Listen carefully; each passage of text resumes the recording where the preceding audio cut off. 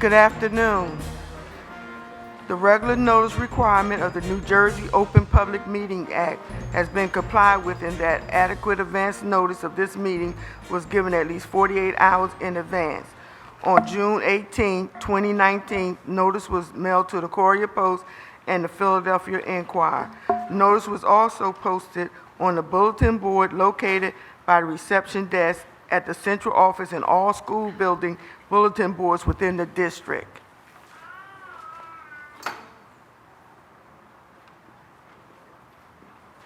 Roll call. At this time, when I call your name, please say present. Ms. Teresa Atwood. Ms. Catherine Blackshear. Mr. Wasim Mohammed. Present. Mr. Nam Nelson. Present. Ms. Carmen Otero. Present. Mr. Troy Still. Present. Ms. Martha Wilson. Can we all stand for the Pledge of Allegiance to the flag?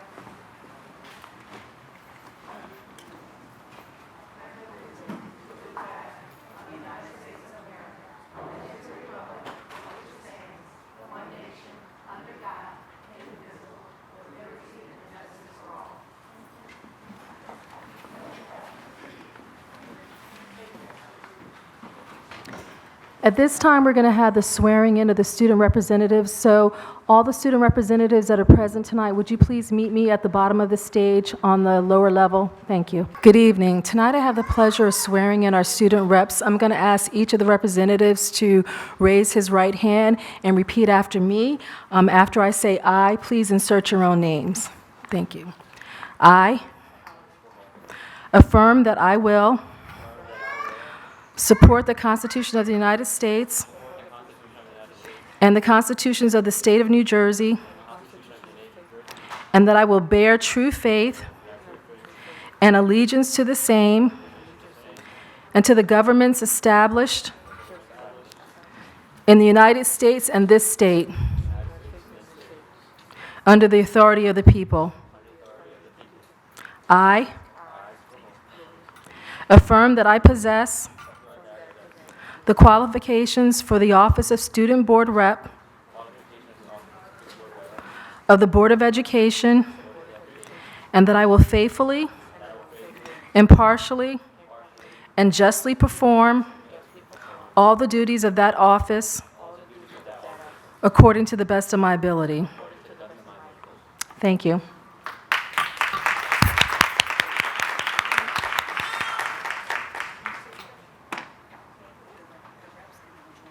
Okay, you all can now join us on the stage. If the board would like to make any comments towards the kids.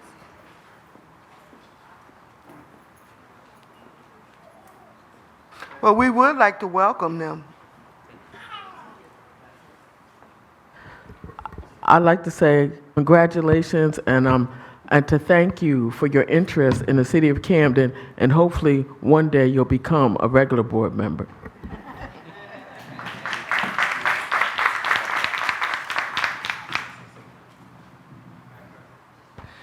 And as well, I would like to echo what Ms. Atwood said, that we welcome you all and we're proud of you taking the opportunity to get involved and to be involved in the process so you can learn earlier of how to be a change maker. So keep striving and keep going.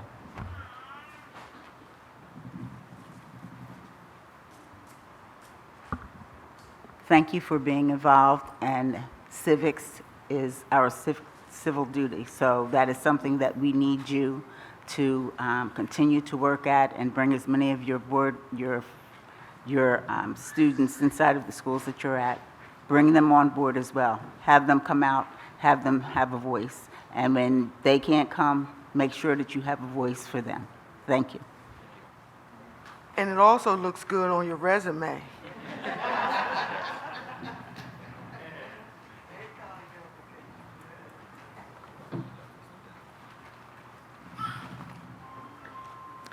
At this time, the board will now go into closed session to discuss matters of the following nature: attorney-client privilege. Do I have a motion to go into closed session? Motion to go into close. A motion was made to go into closed session by Ms. Atwood and second by Ms. Wilson. At this time, the board will go into a motion to close, at this time, the board will go into closed session for 30 minutes. We will return at 10 after 6. All in favor of going into closed session? Aye. Aye. Any opposed? We are now in closed session.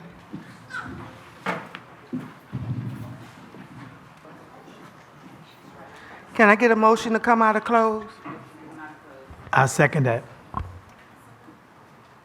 Motion to come out of closed session. All in favor? Any opposed? Thank you. Ms. Blackshear, do you want to, I'm going to turn it over to you for the swearing in of the additional student reps. So we have additional student reps here, so if they could come forward to the stage, and they'll be sworn in. It's come to our attention that there are some additional students, so if you would mind coming up front, up here, and I will swear you in. Is it just one, or one? Okay. I'm going to read a statement to you, and I want you to repeat after me. When I say "I," please insert your name and hold up your right hand as I do so, and then we will swear you in. I affirm that I will support the Constitution of the United States and the Constitution of the State of New Jersey,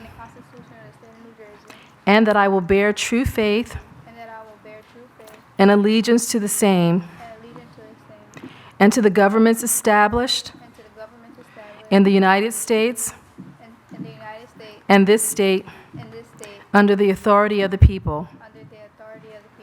I affirm that I possess the qualifications of the office of student board representative of the Board of Education, and that I will faithfully, impartially, and justly perform all the duties of that office according to the best of my ability.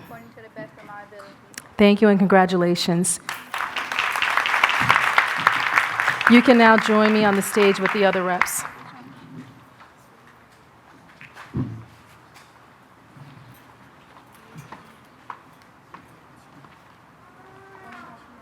At this time, we're going to move down for the superintendent's report. All right, good evening, everyone. I want to thank you for joining our October board meeting. Tonight's presentation will focus heavily on priority 1, accelerating student achievement. Tonight, we will take a deeper dive into the New Jersey Student Learning Assessment results for the district. I will share big picture highlights for all testing grades. However, if you want to take a closer look at any of the data that will be shared tonight, you can do so by going onto our district website. It is available there.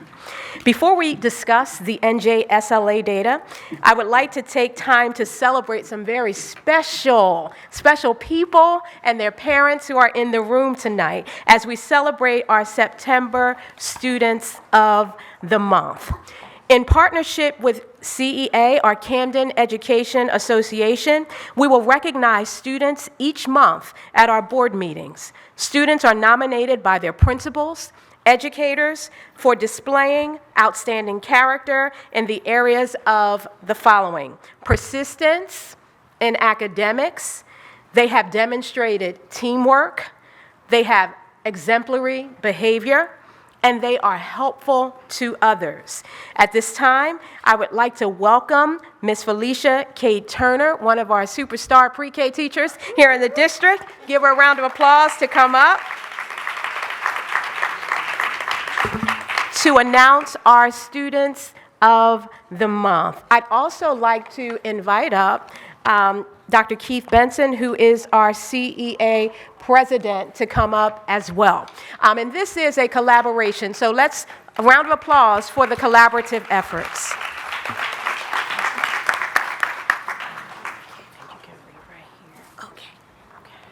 Good evening. My name is Felicia Kate Turner, and I'm from the Camden City School District.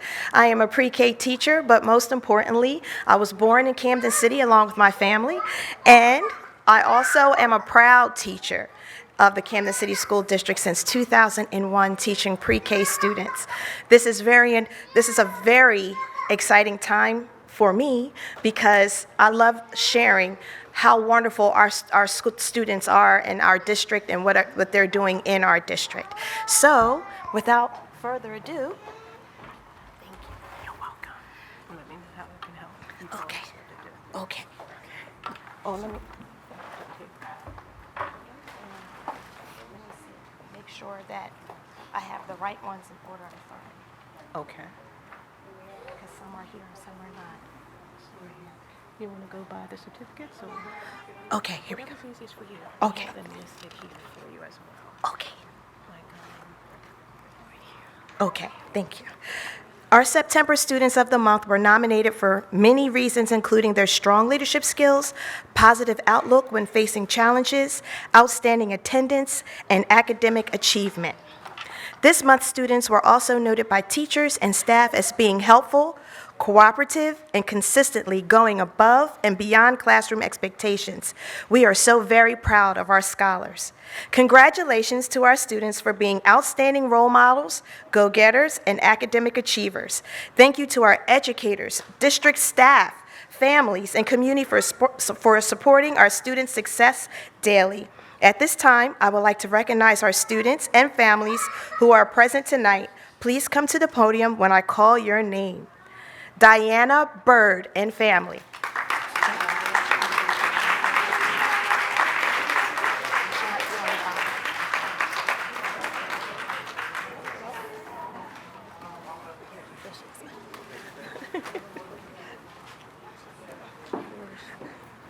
Here she is. All right, wait, get you.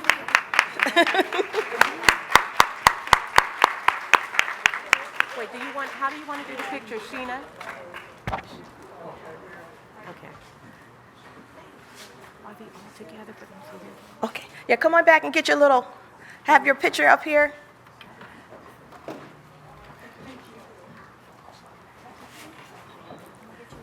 Oh.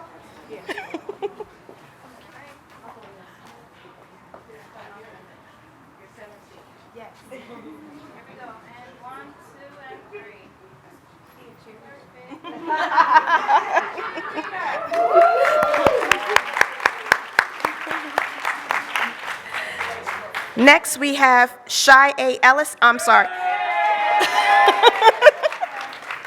And she is from Davis School, and I apologize. Diana Bird, she was from Brim Medical Arts. All right, Shy A. Thank you. Wow.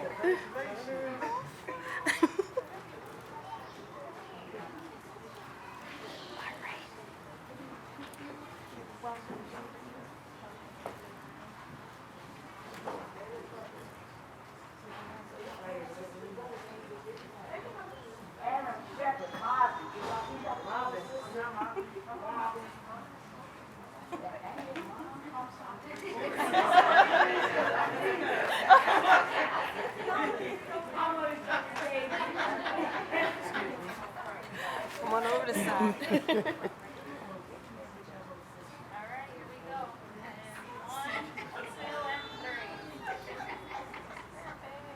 Thank you.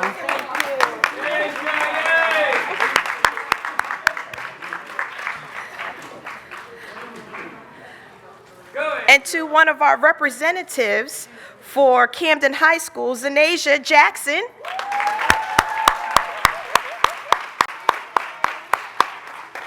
Oh, she's one of the teens. Wait a minute, she's here. Yes. Oh, okay. All right, until she comes back out, hold the applause, we'll do it again. Nazreen Lindsay Prince H.B. Wilson.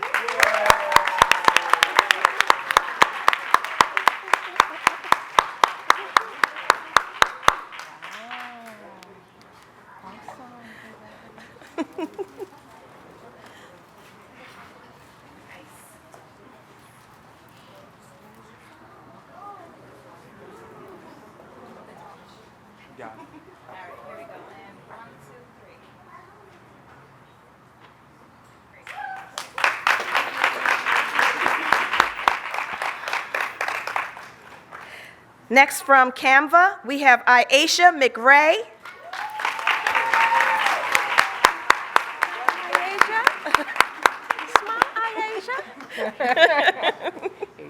Come on in, Mom. Yes.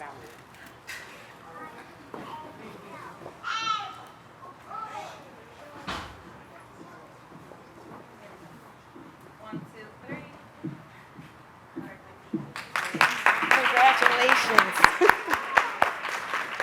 Okay, I think I see her. Zanasia Jackson from Camden High School.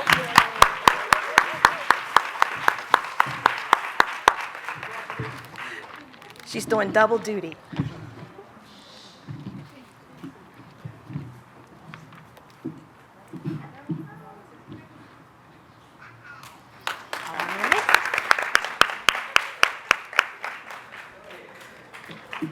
I'm trying to see, is it Emmanuel? I don't see the Emmanuel.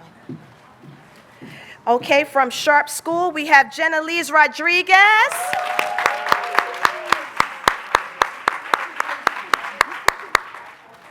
She's a sweetheart. So cute. Come on up, come on up.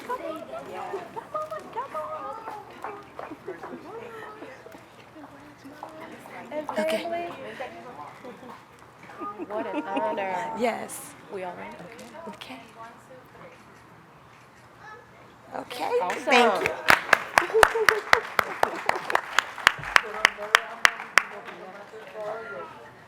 And I think our last one for tonight is from Veterans Memorial School, Daniel Velasquez.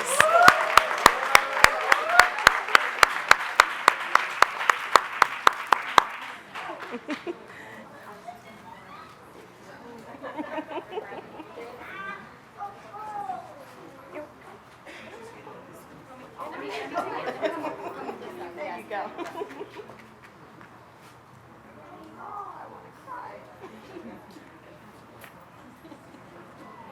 Okay. All right, two, you ready? Here we go. 1, 2,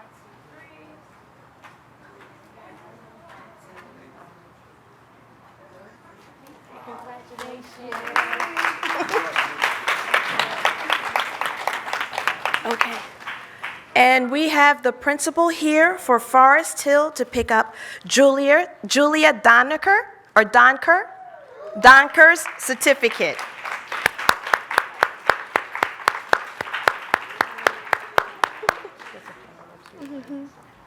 Thank you.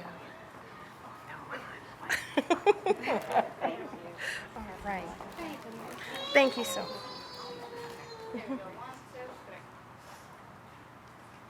Okay, thank you. Okay, special thank you to Flowers by Mendez and Jackal and local florists for providing the flowers for our parents. And please give another round of applause to our students for the month of September.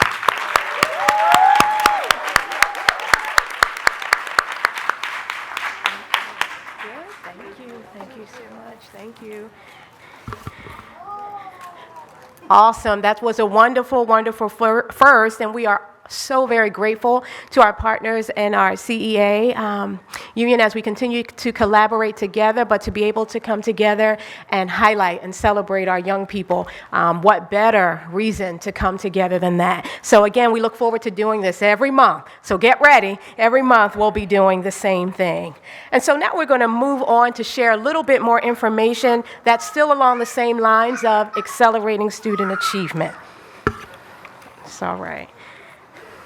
Each year, state assessments allow our district to gain valuable insight into the success of our programs and our initiatives. More importantly, we're able to share and celebrate our students' progress and adjust future curriculum to ensure continued success of all Camden students. It's okay, no problem. Thank you so much for coming. For several years now, our students have improved or kept consistent their results on the New Jersey Student Learning Assessment, formerly known as the PARCC assessment. The 2018-19 school year's results show that regardless of school type, our students continue to improve in both ELA and also in mathematics. This consistent growth is a reflection of the dedication of our teachers, our staff members, and our families to support our students' success.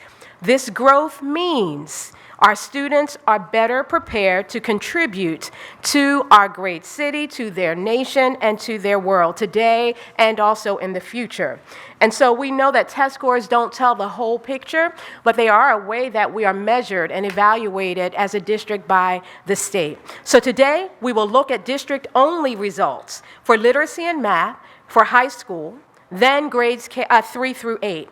The results for all school performance, both district and Renaissance, is published on our website. Data for charter schools will be available later this fall. So when we take a look first at our high schools and how our high schools are performing, and for our student board reps, I'm sure that you're looking, they're trying to find information so they can determine how their peers are doing. For district high schools, we have a lot to celebrate. More than twice as many high school students are performing on grade level in English than in school year 14-15. 16% of district high school students scored proficient in English. This is a 6% increase compared to the previous school year. For high school math, we have struggled more here historically than in any other content, and you can see that based on the small size of the bars on the right-hand side. However, this past year, we have seen twice as many students scoring proficient in math than in 14-15. That is a reason to celebrate. So as I always say, I don't want you to look at this, when I'm sharing, I want you to look at the numbers and everything, but I also want you to know that every growth, every time we're able to grow, even if it's by 1 percentage point or 2 percentage point, remember we're looking across the district, and as long as we're not sliding back and we're moving forward, that is a reason to celebrate. And as we continue to celebrate those small gains, moving in the right direction, we will be on track very, very soon. Moving forward and looking at our ELA proficiency in high school, all district high schools saw increases in English proficiency from the prior year. So that means every last one of our high schools saw improvement from the last year. After a couple years of declining proficiency, BRIM has improved in a big way in English. Yes, BRIM. With a nearly 20% increase in proficiency in the last year alone. They are 10% away from the state average of 57%.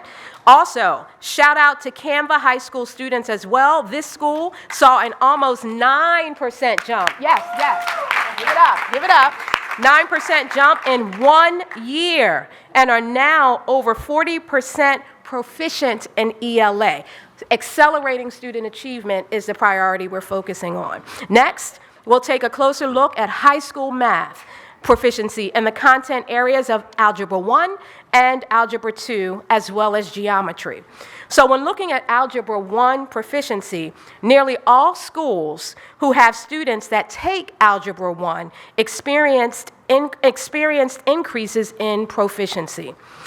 Since introducing the 8th grade Algebra 1 course at Caddo, if you take a look at the bar, the yellow bar to the right that's highest, that actually represents Caddo School, which we know is a pre-K through 8th school. And so we have high school students here who took Algebra 1 and Caddo. Caddo students saw a 35% jump, and now they are 47% proficient since their first year. That's a wow. That's a real wow.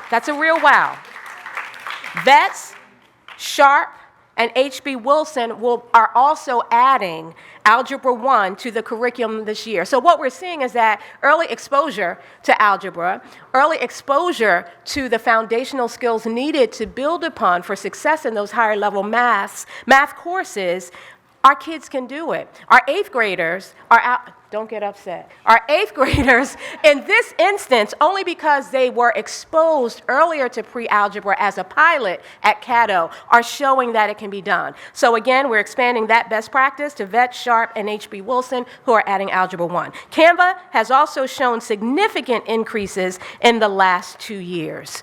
Moving right along, Algebra 2. So while Algebra 1 scores have improved, Algebra 2 has been a consistent struggle for our students. So this gives us a window into what we need to take a deeper look at as we're refining our curriculum and our pacing and our scope and sequence.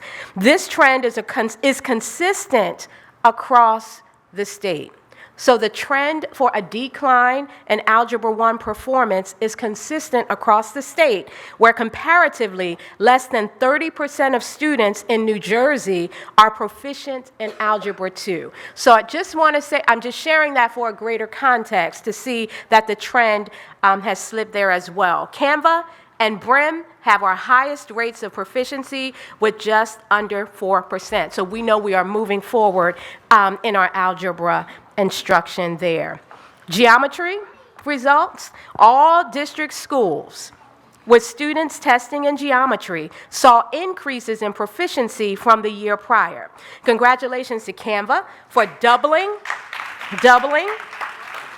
the percentage of students proficient in geometry, now with almost 11% of students proficient. Big Picture Learning Academy also saw a spike this year from 0. They had no students proficient to 4%. We are moving in the right direction.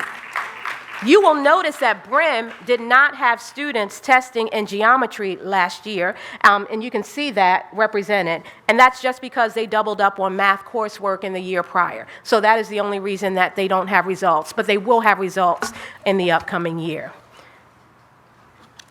So in examining our proficiency rates for grades 3 through 8, we are continuing to see incremental increases each year for the percent of students testing on grade level in literacy.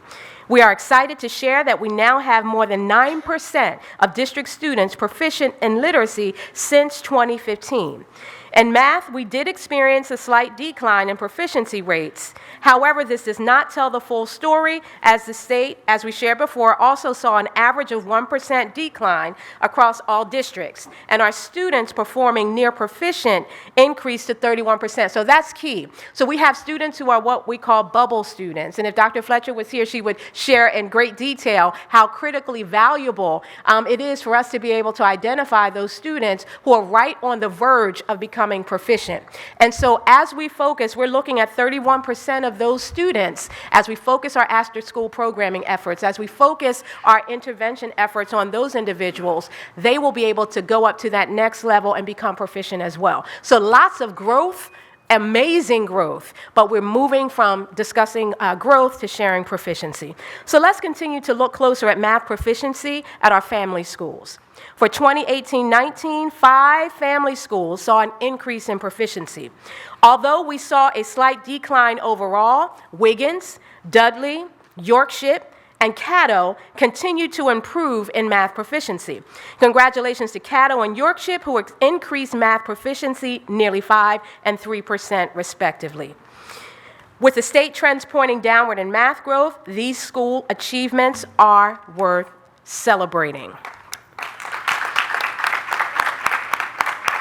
So now we'll take a look at literacy proficiency for grades 3 through 8, as we have a lot of gains to acknowledge.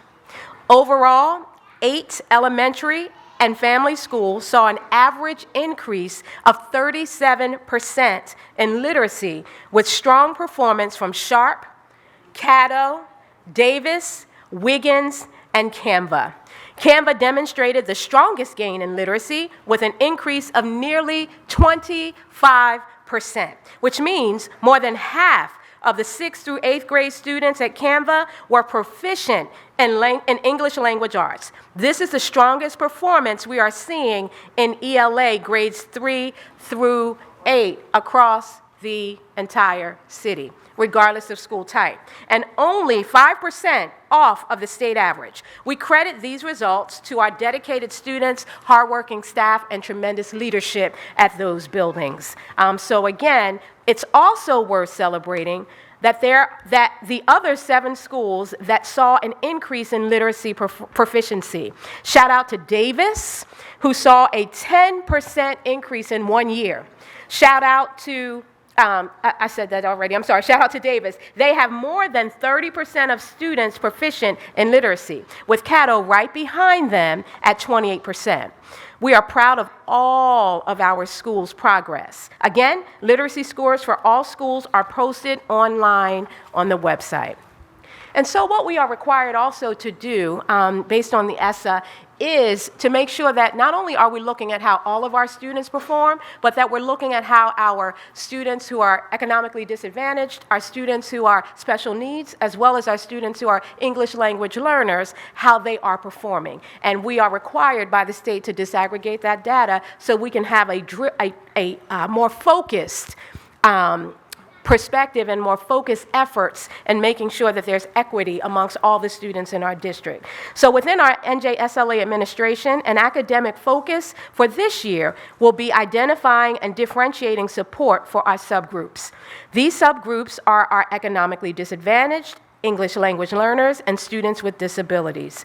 So illustrated here, at the top, you'll see that the line graph shows, at the top of it, it's all students, and then those students who are economically disadvantaged, which is most of our students. And then at the bottom, you'll see the trends over the past few years for our ELL students as well as our special needs students. There is a gap that exists right there. So when we're talking about internal equity now, not comparing our students to the state average, but looking at our students within the district, we see that there are gaps between performances of our subgroups. And so some students are faring better than others, and that is where we have to focus in on because equity is key. So illustrated here are the subgroup performances in math, the subgroup's performance in math on NJSLA. Our economically disadvantaged students' performance is comparable with all of our students, as a majority of all students meet criteria for that category. In regards to our students with disabilities and ELL learners, there has been some improvement in the past year, but we know it's not enough. Therefore, we have identified these groups as a priority. So our students, in shifting over and looking at our English language arts proficiency rates with regard to our students with disabilities and English language learners, they perform similarly in language arts than in math, as they did in math. Progress remained steady for students with disabilities, while English language learners had a slight decline in performance. We will not be satisfied until all subgroups are making consistent progress. To that end, we will be working closely with our leaders and school support teams to identify interventions and solutions for these groups. The NJSLA is the most inclusive assessment. Students requiring more accommodations complete the DLM or the access assessments. And so, to assess students with significant cognitive disabilities, the district utilizes an alternate assessment called Dynamic Learning Maps, or DLM, to measure English language arts and mathematics proficiencies. Of the 75 students in our district that took the DLM, more than 34% are on target or higher in ELA, and almost 32% are on target or higher in math.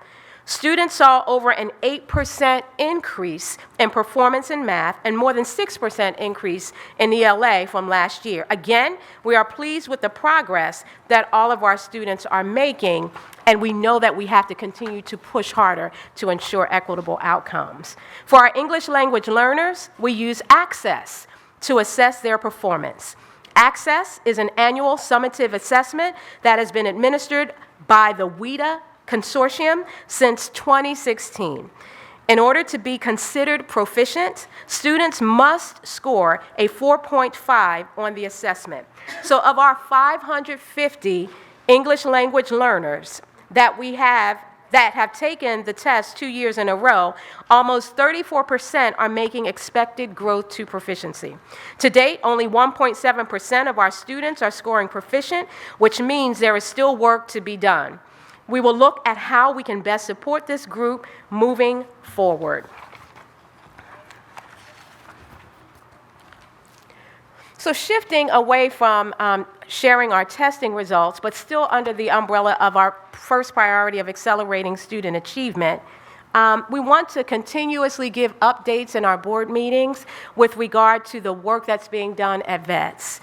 Again, it is a collaborative effort between our CEA, our local CEA, our NJEA, the Department of Education, as well as our district staff and the administration at VETS, along with the teachers, to collaborate to make sure that we're setting VETS up for sustainability. And so I want to just give some quick highlights today, and we're looking forward to the next board meeting being able to give a more joint and collaborative presentation with our union reps and also myself to be able to share the progress here. And so the progress on the Welcome Center and Community School model at VETS Memorial Family School is going well. There has been consistent collaboration with DOE stakeholders, central office administrators, VETS staff.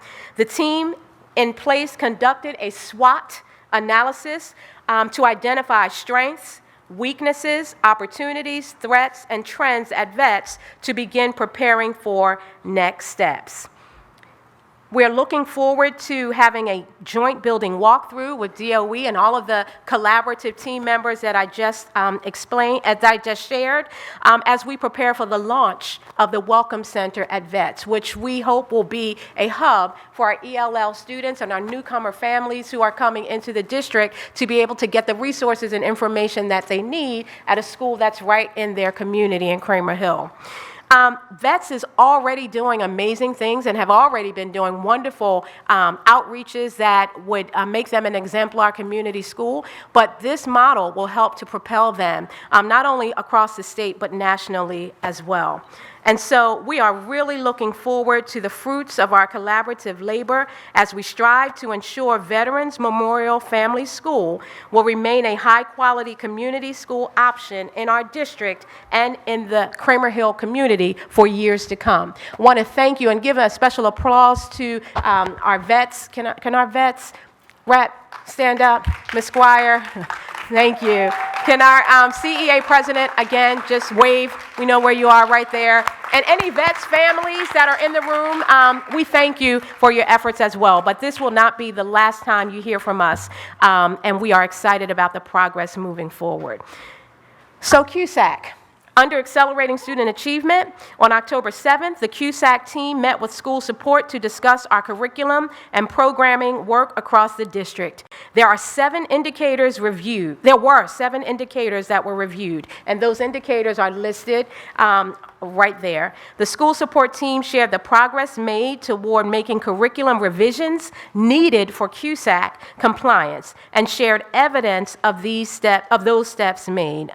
So the evidence, I apologize, is listed here that they shared in order to support the indicators that are assessed by CUSAC. So this was an interim assessment, so we don't have a score or a number to share with you, but it was an opportunity for the county to come out and take a look at our instruction and programming, and they have been in the district yesterday and today looking at our fiscal areas, so we'll be able to report out on that in the next board meeting. The CUSAC team shared their findings and offered recommendations and supports. The school support team will continue to conduct internal audits of the curriculum and programming while also revising outdated curricula over time. Moving on to our second priority, a great teacher in every classroom, great staff in every role. We are conducting hiring for teachers of special education, bilingual, ESL, math, science, and even electives. If you know candidates who might be interested, please encourage them to visit our website for employment opportunities. We are also hiring paraprofessionals and encourage candidates to apply on ess.com. That's ess.com to become a sub for the school district. So we would like to have your help in helping us as we are trying to recruit more talent to the district. In the next few weeks, we will be having another hiring fair, so please check our website for updates. Equity. So I've talked a little bit about equity and addressing internal equity and the outcomes of different students in different sectors of our district. So as you know, the Comprehensive Equity Plan is submitted every 3 years. We convened an affirmative action committee. We submitted the appropriate resolutions in past board meetings and have submitted our plan to the county office. To date, our team continues to work directly with the county office to ensure our plan is thorough. We will come back again at the next board meeting and continue to provide you with updates until it is completely finalized after the county has after we have had it thoroughly vetted by the county. Safe Schools Built for 21st Century Success. Here are a few key areas that we are going to share quick updates on. So fire alarm systems, which are very critical to ensuring the safety of our young people and staff. Until now, the district's fire alarm systems have relied on calling our monitoring center over old copper phone lines. These old copper lines are no longer dependable, and too often they had forced the district to conduct costly, around-the-clock fire watch at multiple locations. In response, the facilities team converted all fire alarm systems from hardwire phone lines to a cellular connection, finally resolving the issue of lost communication with our monitoring center. This is another example of how we are building safe schools for 21st century.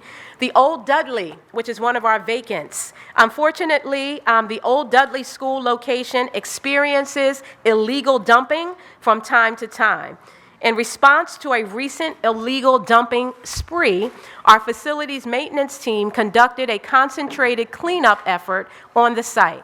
And it also repaired fencing that was broken by the dumpers who were entering into and out of the site. The facilities team is committed to providing cleaner, safer, and more secure locations, so we welcome your participation in identifying issues or concerns regarding our schools in your neighborhood. If you have a vacant school in your neighborhood and you're noticing some activity that is not, doesn't look right or doesn't feel that it's acceptable or appropriate, please reach out to the district and let us know. Coopers Point Gym. The Coopers Point school community is the happy recipient of upgrades to their school gymnasium thanks to the assistance of Donors Choose. Improvements to the gym include brand new basketball backboards, a new game scoreboard, and updated overhead lighting. Final area of update, winter. Oh yeah, that's exciting. Yes, that is a good thing. That's a good thing. Winter readiness.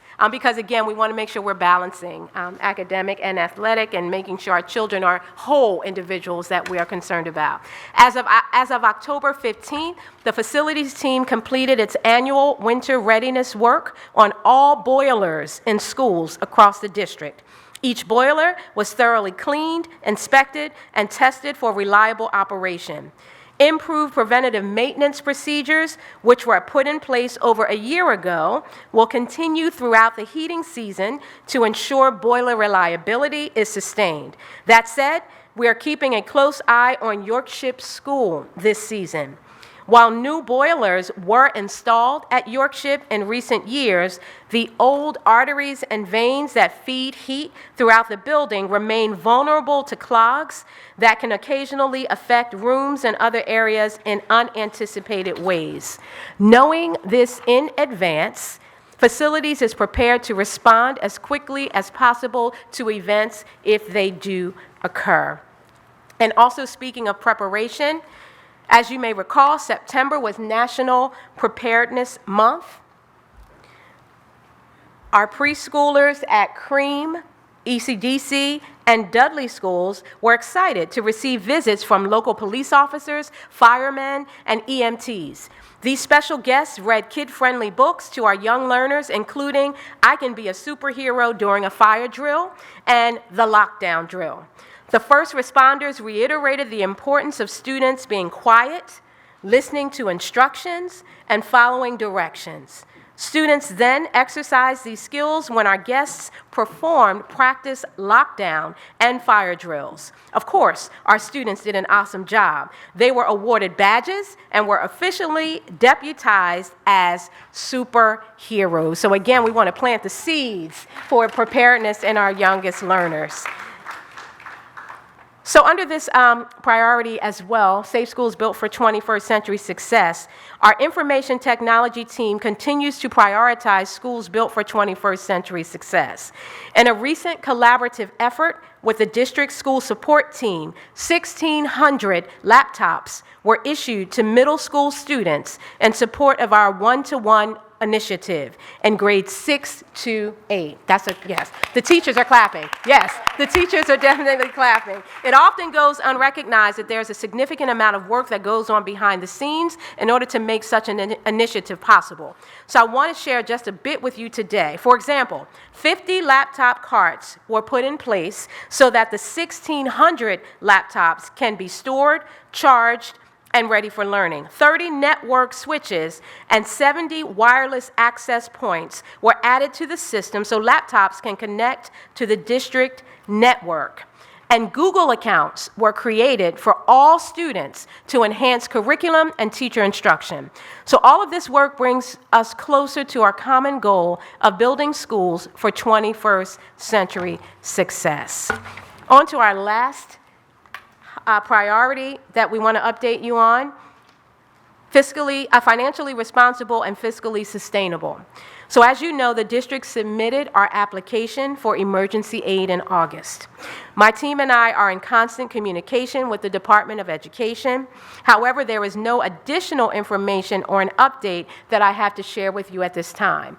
When we do hear more information from the state, and we're not the only district, all districts that applied for emergency aid are waiting for notification from the state. When that does occur, we will continue to be transparent with you with our finances and share that information with you. And as we also think about financially responsible and fiscally sustainable, being a district that's set up for success for years to come, we heard the feedback from last year that you wanted to be part of the planning process, part of the decision-making, and part of the sharing of thoughts when considering all options for our district over the long term. We also received feedback and guidance from the Commissioner of Education to engage in a comprehensive long-term plan over the next 12 through 18 months. This charge from the Commissioner includes a thorough engagement of all stakeholders, which certainly includes each and every one of you who are in the room tonight, families, students, staff, and the community at large. So we heard you, and we are ready to take on this charge. Over the summer, we put out an RFP because we believe that there are experts in the field that can support us in this long-term school planning effort. As part of the procurement process, you will notice that a firm has been selected and is on the agenda for approval tonight. So please look out for more information. We need you. We need your feedback. We need your input as we continue to think about the future of our district and how to ensure that we are sustainable for years and years and years to come. Please look out for more information because there is sure to be a series of stakeholder focus groups and committees that we want everyone to participate in some way, shape, or form. We look forward to engaging in this process together, and again, I will underscore, as we ensure the long-term sustainability of the traditional public school option for our families for years to come. And finally, a few district highlights. We have some wonderful, wonderful highlights that we are so proud of. And so here you'll see a picture of several staff members and it is in connection with a special project. So Sustainable Jersey for Schools is a certification program for New Jersey public schools that want to go green, conserve resources, and take steps to create a brighter future, one school at a time. This certification program was launched in fall 2014. The nonprofit organization provides tools, training, and financial incentives to support and reward schools as they pursue sustainability programs. Sustainable Jersey certification is a prestigious designation for schools in New Jersey. Very prestigious. Registered and certified schools gain priority access to grant programs and are eligible to apply for the Sustainable Jersey for Schools Small Grants Program. By registering or gaining certification, your school receives updates on special events and news about the latest resources to assist you on your journey to becoming a more sustainable school. Congratulations to Brim. They were awarded the silver certification last week at the New Jersey School Boards Association training in Atlantic City. They are the 2019 High School Sustainability Champions. That means, yeah, you can clap, and then I'll let you know what it means. Then I'll let you know what it means. All right, I'm getting I feel a cheerleader coming out. I better bring her back in. This is the highest award for a school in the program. Brim is now being considered for the Environmental Heroes Award at the November Environmental Summit. That is a huge honor, and we, again, are training our young people to not only be academically excellent, but also when it comes to the environment, being environmentally conscious. So another congratulations certainly goes to H.B. Wilson. They won the Bronze Award for their category in K-8 schools. And so again, we are so very proud of both Brim and H.B. Wilson. We are very proud of you. I hope this highlights lights just a tiny flame for our other schools to beat these marks, as I know many of them are already working hard to make our schools more green and doing what they can to lower their environmental footprint. I'd like to do something that's not in my notes here for a second, but I want to acknowledge Miss Sarah Jocelyn. If you can stand just for one moment, Miss Jocelyn. Let's give Miss Jocelyn a round of applause. Thank you. Miss Jocelyn, can you come up with me just for 1 second? I know I'm totally off script. My team is like, what are you doing? Come on in for 1 second. I know, and she's like, what are you doing? Just really quickly. So I just wanted to acknowledge you. I have nothing to give you right now, but as we were preparing and as I was thinking about the awards for sustainable schools and Brim and, all the wonderful things that are happening in this area, I remember and I know that you have been pushing for environmental education, for there to be a deeper look at our curriculum, and also you've advocated for our students to make sure that we are teaching them to be environmentally conscious. So because of your push, I would like to share this award with you because it's not just an award for those schools, but we're all pushing each other to be the best. And it is the community. It's the community. It's the community. And it is the community. And we have flowers. Okay. Thank you. Well, thank you so much, honestly. Thank you. Thank you very much. We appreciate it. We definitely do. It takes all of us working together and pushing each other and to get to where we need to be. And if you take a look up here at Canva, I was so proud of them. We all were. Again, at the New Jersey School Boards Association convention last week, our creative arts choir outdid themselves, and they were on the main stage. Not in the back, not in the side. They were on the main stage. And so on October 23rd, Canvas Choir performed before hundreds of school board members and administrators at the New Jersey School Boards Association convention in AC. The students were able to meet Commissioner Dr. Lamont Repellet and Executive County Superintendent Dr. Lavelle Pugh Bassett. This was the first time ever that one of our schools was able to showcase their talent with the rest of the state of New Jersey. So we are so very proud of all of our young people, and thank you for representing us well. Just two highlights, and then we'll move back up to the stage. The district convocation. So on October 18th, we hosted, yeah, you can clap if you liked it. I liked it. On October 18th, we were able to do something that was just something in my heart, come together, just as a district, just to really physically even come together and remember that we're all united by several different factors. And so on October 18th, we hosted our district convocation and we dedicated ourselves to the overarching mission and district priority of putting students first. The purpose of the event was to celebrate all schools and staff achievement and unite our district.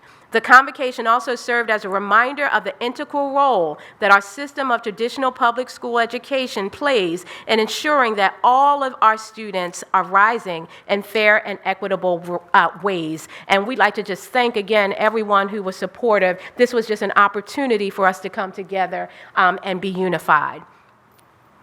Moving on to Camden High School, as you may recall, as early as November of 2017, the SDA conducted a workshop with Camden District High School students to get their input on the design of the new Camden High School facility.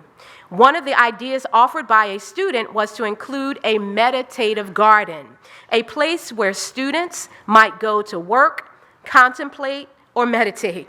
This idea was supported by other students, and as a result, one of the courtyard spaces in the design of the new Camden High School was reserved for that use. A conceptual design for this courtyard was subsequently developed, but was purposefully left open to allow for additional input from students regarding the types of spaces it should provide. In February of 2019, students from each of the 4 future Camden High School academies participated in the first of 2 workshops where students were able to include their thoughts about paving, ground cover, plantings, furniture, and many other design elements. The SDA's architect took away the ideas of our students and developed 2 final drafts for students to consider. Earlier this month, I had the opportunity, and that you see us up there just working and having a good time. I had the opportunity to join our students in a second and final workshop to review these 2 final drafts. Again, student reps from each of the 4 academies came together, worked together, and decided together to combine desirable elements from each of the 2 final drafts. They created a blended hybrid design that all could agree was a meditative place where students for years to come can enjoy as a place they can truly call their own. We are also, with regard to Camden High School, just want to share, tomorrow there will be a beam signing event as another milestone marker for the progress that's been made on the Camden High rebuild. Of course, because it is an active construction site, we're limited in the number of individuals who can come.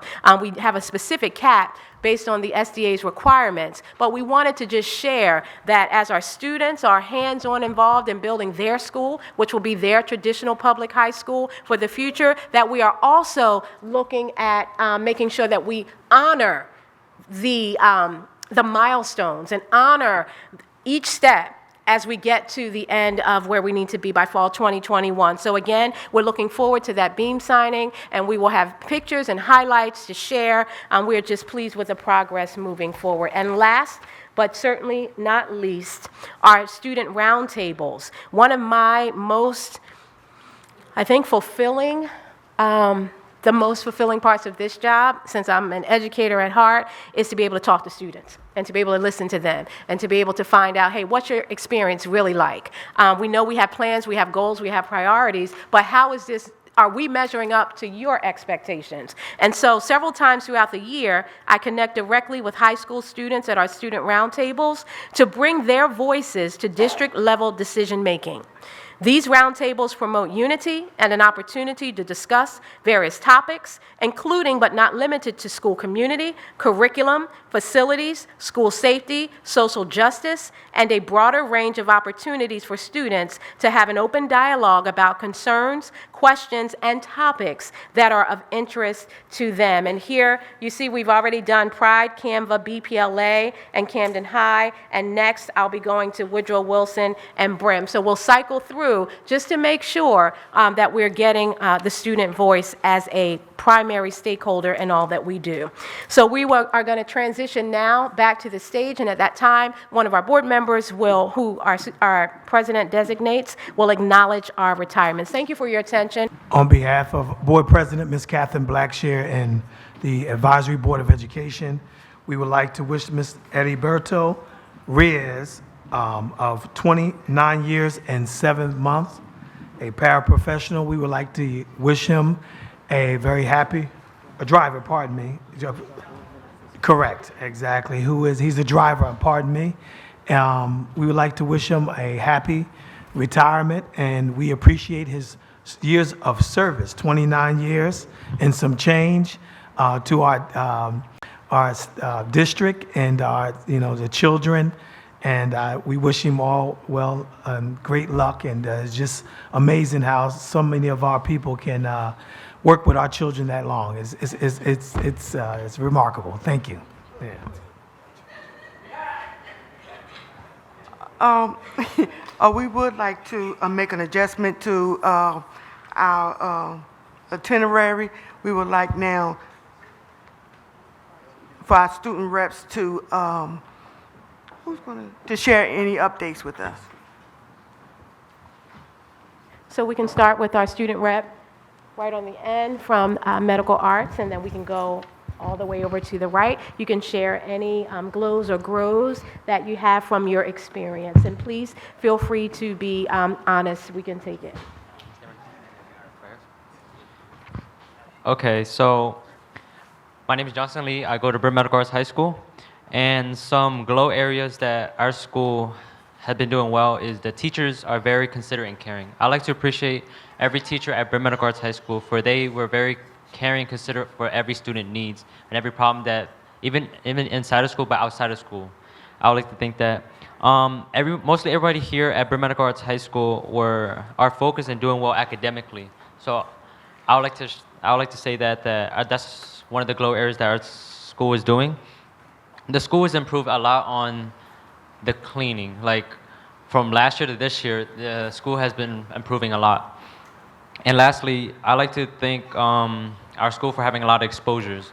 Be able to bring in different students from every area, which is like Rowan, Rutgers, medical students coming in, talking to us, giving us exposures to different types of programs that allow us to excel academically and allow us to be able to have a lot of exposure. Some grow areas that I believe our school should have is because of the SAT, I believe that our school should have more SAT prep. So I would say that during lunchtime, students should be able to go to the library and, of course, under the revision of the teacher, be able to have SAT prep and better prepare themselves for the SAT so we can better our SAT scores. And also for Brim, we also need a new clerk. The current clerk is FOC. It can't really balance both, and also for our sophomore classroom, the Spanish teacher does not speak Spanish. So I would like to say that the sophomore class aren't inadequately learning Spanish if the Spanish teacher does not know Spanish themselves. And that's all I have to say for Brim Medical Arts High School. Thank you.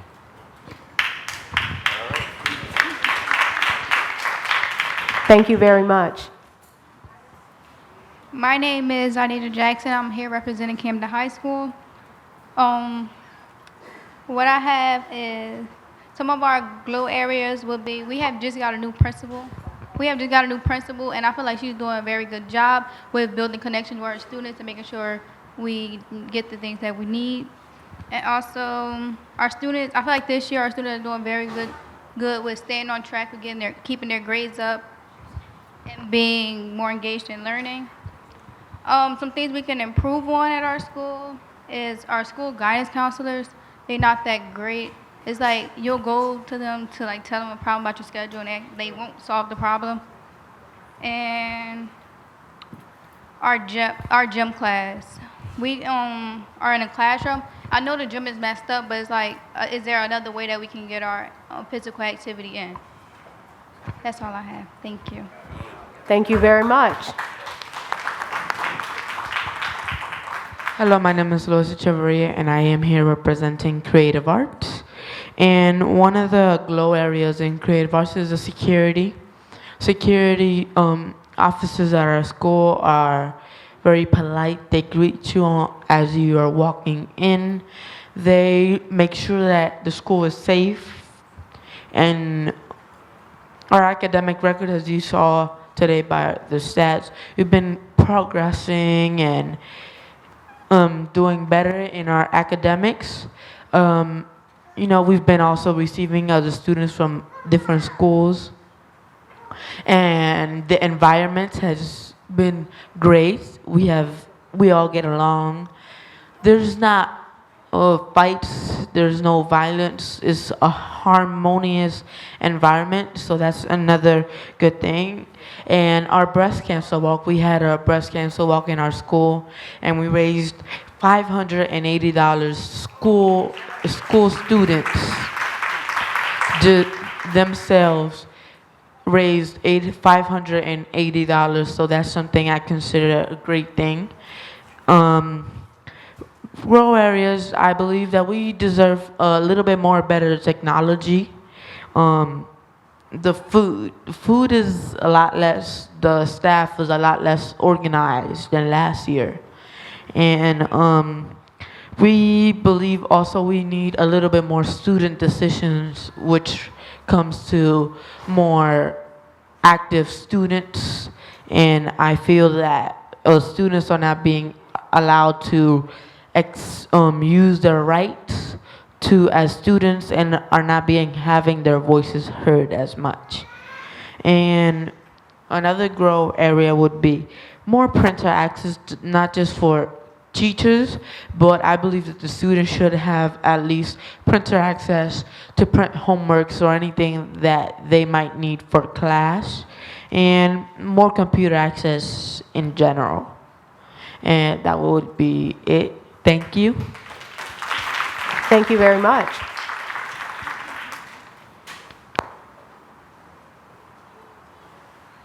So we definitely want to thank our student reps.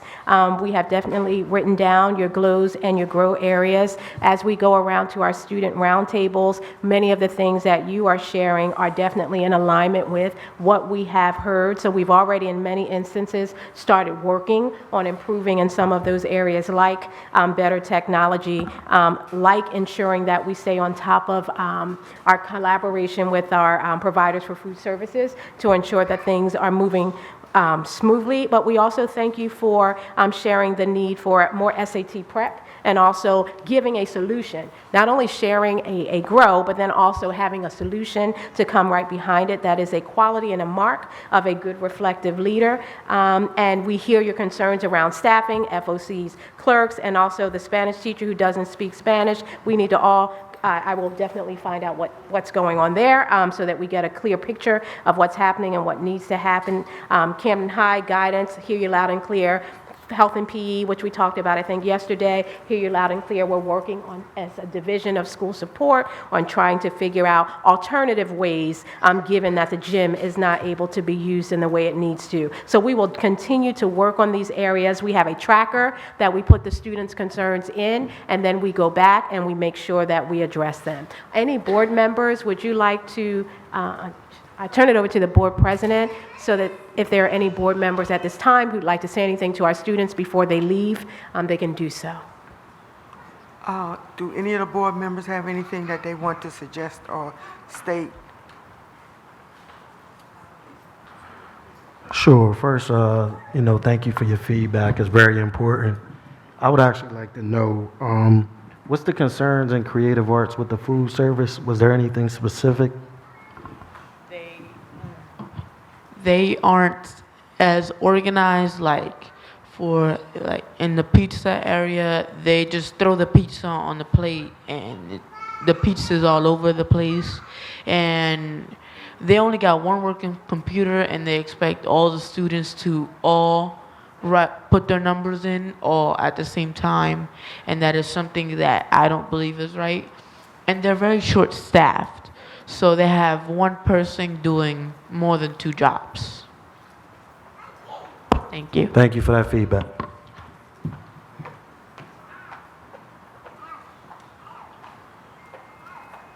If it's no one else, okay, go ahead, Miss. You did, Mr. Still.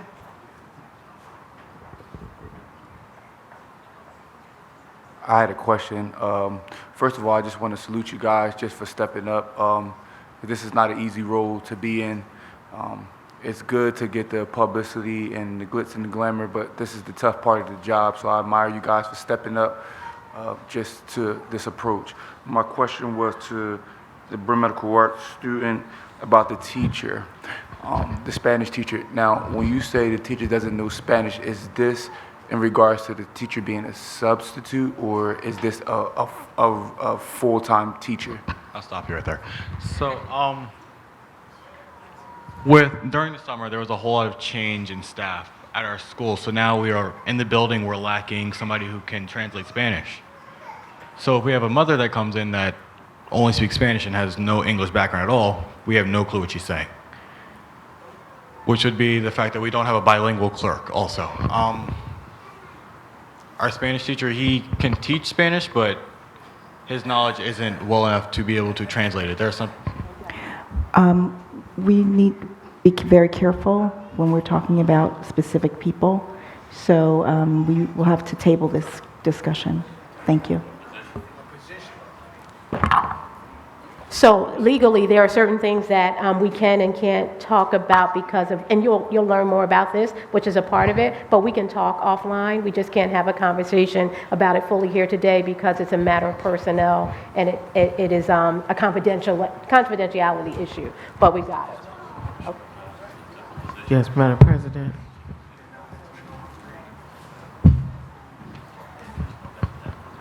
Yes, Madam President. Ms. Atwood. Yeah, I wanted to know about the Hatch Middle School gym because I do realize it was a swimming pool, but I haven't heard what actually happened that they can't use it anymore.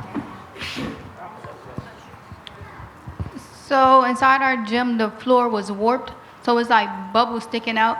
But now it's like broken, like it's like dented in some places, so we're not allowing them due to safety reasons. Yeah, to add on Thank to you. what she's sharing, the floor, in order to correct it, we would have to replace the whole floor. So we've been doing patch jobs, and that is not even safe, so we're not able to have them there using it.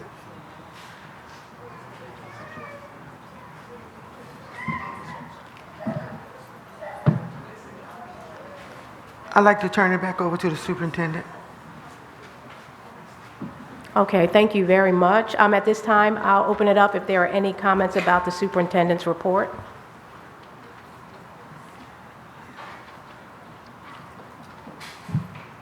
Any comments on superintendent's report? If not, okay.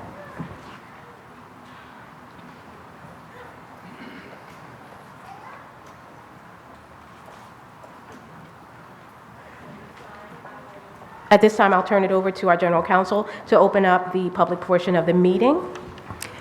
Thank you. Good evening.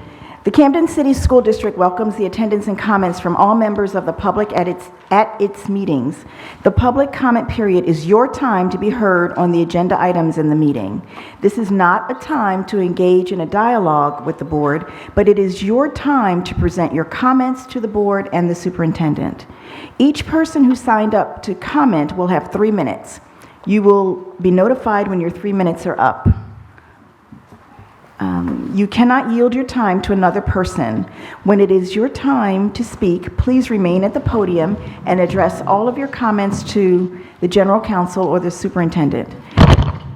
Whoops. Please be courteous to your fellow community members and keep your comments within the time frame allotted so that everyone has the opportunity to speak. At the end of the 3 minutes, the microphone will be cut off.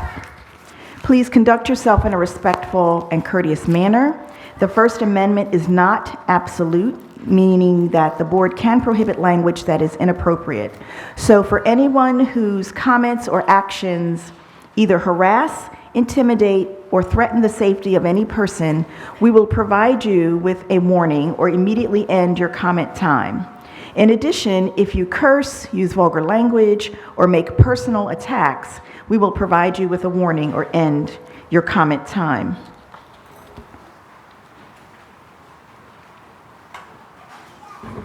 We will not disrupt you during your 3 minutes of comments unless we deem it necessary.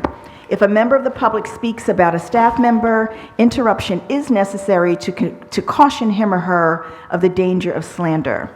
Members of the audience also should not interrupt the speaker at the podium. If you have any questions, please ask your questions during your 3-minute comment period. After the public comment period is closed, the superintendent or her designee will address your questions to the extent provided by law. Each person should have received a number, so we'll go in number order. And the first person is Keith Benson, and the second person is Keith Benson, Sr. Good evening. For about 2 years, I've been pretty mild-mannered in my public comments comparative to all the years before. One thing that a lot of folks don't necessarily know about me is that when I have something on my mind, I sort of lose sleep over until I get it off my chest. So seeing this clock right here click down from 3 minutes represents a broken promise. And it's hard to have confidence in anything you talk with people about who are in position to make decisions when they repeatedly go against the thing that they're saying or the things that you thought you agreed upon. So talking and things that I'm saying right now doesn't bring me any joy at all because I really would much rather be talking about how great our schools are, but it's hard to move past that when time and time again you're shown that you can't believe the things people are saying. Now, a lot of folks aren't aware that we're in election season, and I want to address a couple of things before I touch on the specific race. Nothing brings out sellouts like election season in Camden. So, Brother Still, I know you're running. We are always responsible for what our face goes on and where our names are at. A flyer went out saying the people that support the Camden Votes ticket are Trump supporters. I want to know what you think. Now, I might not be here by the time you respond, but it's recorded, so we'll see how you address it. And I don't know what you think about it one way or the other, but I think it's fair to give you a chance to respond. This election is happening is because people fought for us to have the right to vote for the Board of Education. And that fight lasted for years. There were people who never wanted us to have this day coming up November 5th where we're actually picking 3 board members. Dr. Benson, the directions were that you have to address general counsel or the superintendent, not a particular... My clock is still going right now, Ms. Beeman. They will stop it, but Dr. Benson, you're supposed to address the council or the superintendent. I appreciate that. So you guys are board members, so I'm refreshing the history. So there were folks who never wanted us to have this right, like the mayor and some people in this audience. The Camden Votes ticket fought alongside of residents to have this right to vote. They're not the same as the other folks. Folks on the Camden Votes ticket walked up to Trenton to try and save vets when other people, like the mayor and people in this audience, did nothing. We're not the same. The only reason why we support the people who we support is because they're all about our public schools, and that's all I ever asked for from anybody, someone in leadership or people running for Board of Education. Look out for our public schools specifically and exclusively. So the whole idea that, we're looking out for all schools or we're giving Camden choice, that's a game. It's a game to be ran on our residents, and it's a game that's going to get ran on our students in order to benefit one person. So my thing is that, brother, you have an opportunity to address. Thank you, Dr. Benson. Mr. Benson, Sr.? Thank you. Dr. Benson, your time is up. What's that? Dr. Benson, we will give you 5 more seconds. We'll give you 5 more seconds. We'll give him 5 more seconds to finish. 5 more seconds. 5 seconds. So the only thing I'm asking is that you address where somebody put your face and your name too. And I think that's a fair response. If I put my face on something, you have a right to ask me the question about it. And that's 5 seconds. Thank you. Senior, thank you. After Mr. Benson is Amir Khan. I taught my son, for everything, there's a time and a purpose and a season for everything under the sun. So Donald Trump is finding out there's a season for corruption. So after 30 years of him being corrupt and unchallenged, he's going to get his day. Ironically, Camden City has been under corrupt influence for about 30 years. And we're getting ready to get our day too. And if you don't see the handwriting on the wall, it says, Mene, Mene, Mekele. We've been found in the balance, we've been waiting to balance and found wanting. This whole business about Camden failing schools is a sham and a scam. My name is Keith Earl Benson. I was the top consultant for education reform. I worked with E3. I pushed education reform until I found out what they were doing in Camden. My son came to me and said, Dad, they're using you to take down the entire public school system. I said, Keith, this is 2010. There's no way in God's name they're doing that. I'm saying publicly, I was wrong and he was right. You know the difference between Camden High in 72 when I graduated and Camden High in 2019? In 72, when I graduated, that wonderful work that Brim is doing and that Canva is doing, that would have been Camden High. And our numbers would have been up with anybody. If I go to Cherry Hill West right now and pull out all the kids whose parents are engaged, and pull out all the kids who are academically astute, and leave you what is left, and say, now test them, they're going to test as a failed school. This sham is over. This sham is over. And if you're not about really being like Harriet Tubman, sister superintendent, Harriet Tubman, like Marion McLeod Bethune, like Fannie Lou Hamer, like Ella Baker, for that matter, like Michelle Obama, willing to put your life on the line so that your kids and your people can do better, I would advise you to resign. It's time. The season is for righteousness. Thank you. Amir Khan, and then Aretha Turlington.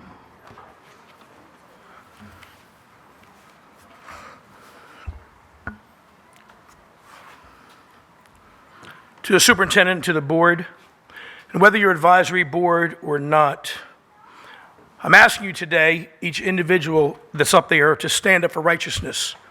Righteousness is doing the right thing when no one else is looking. This coming Tuesday, school board, Camden gets a chance to go ahead and vote. Vote for school members. It's actually the first time in approximately 15 years. My message today is not so much for one team or the other, because we're always going to have disagreements, and we should allow for civil discourse. Whether somebody believes in Camden enrollment or not, or charter or not, is irrelevant. That's not what I'm talking about. I'm talking about the deception and the corruption of what the oppressor is doing to us as a community. He's dividing us. He's splitting us apart. Mailers like Dr. Keith talked about a little while ago, the mailers that came out for the school board, tying in one particular team with Donald Trump. And there's not one person here in Camden that believes that, but yet that's put out. Everybody knows it wasn't any of you. Everybody knows it wasn't the council. Everybody knows it's the oppressor and where it comes from, but we're allowing it to happen and not do anything about it. Dr. Benson, you mentioned about Brother Still, and Brother Still, I know for a fact you and the others that were on there were not aware that that flyer was coming out.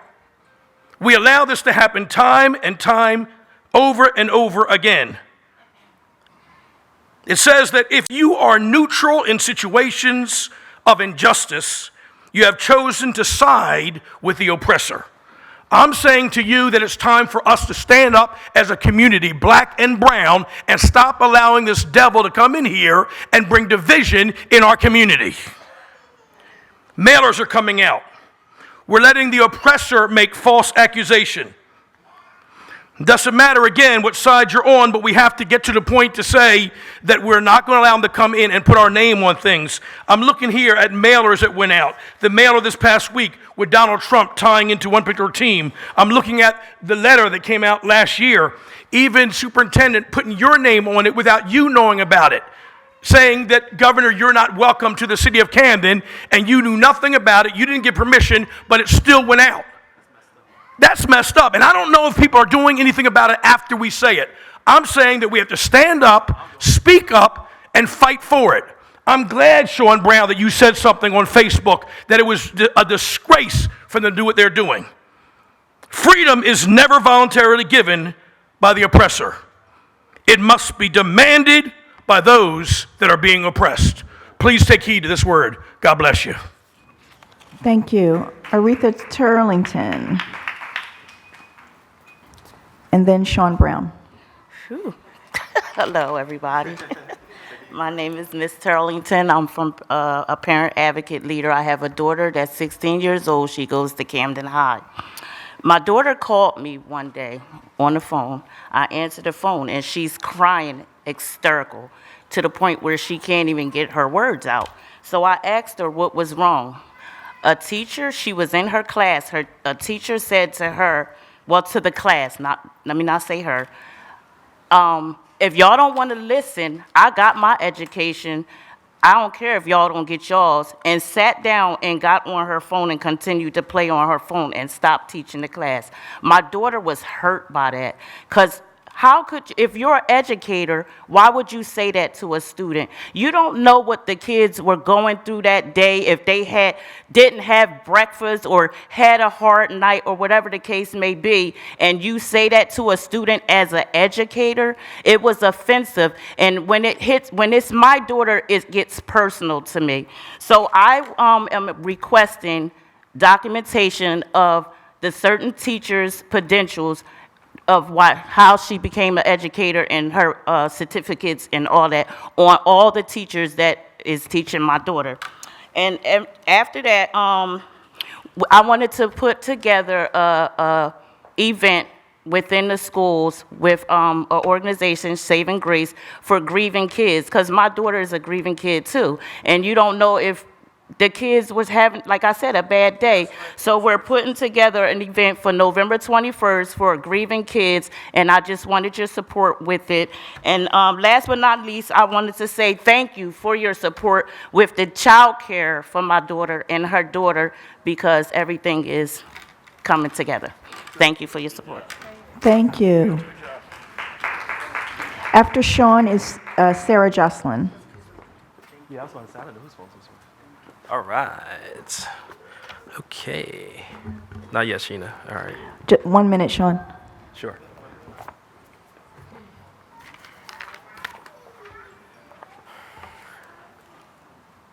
Okay. All right. Good evening, everyone. I want to just remind people where we are and kind of how we got here in short form with some notes. When Katrina took over this position in, I believe, July of last year, she and her, I think it would be fair to anyone, describe as a mess. You saw the low performance that the superintendent shared with us earlier. Half her senior cabinet left, taking newly formed institutional knowledge with them.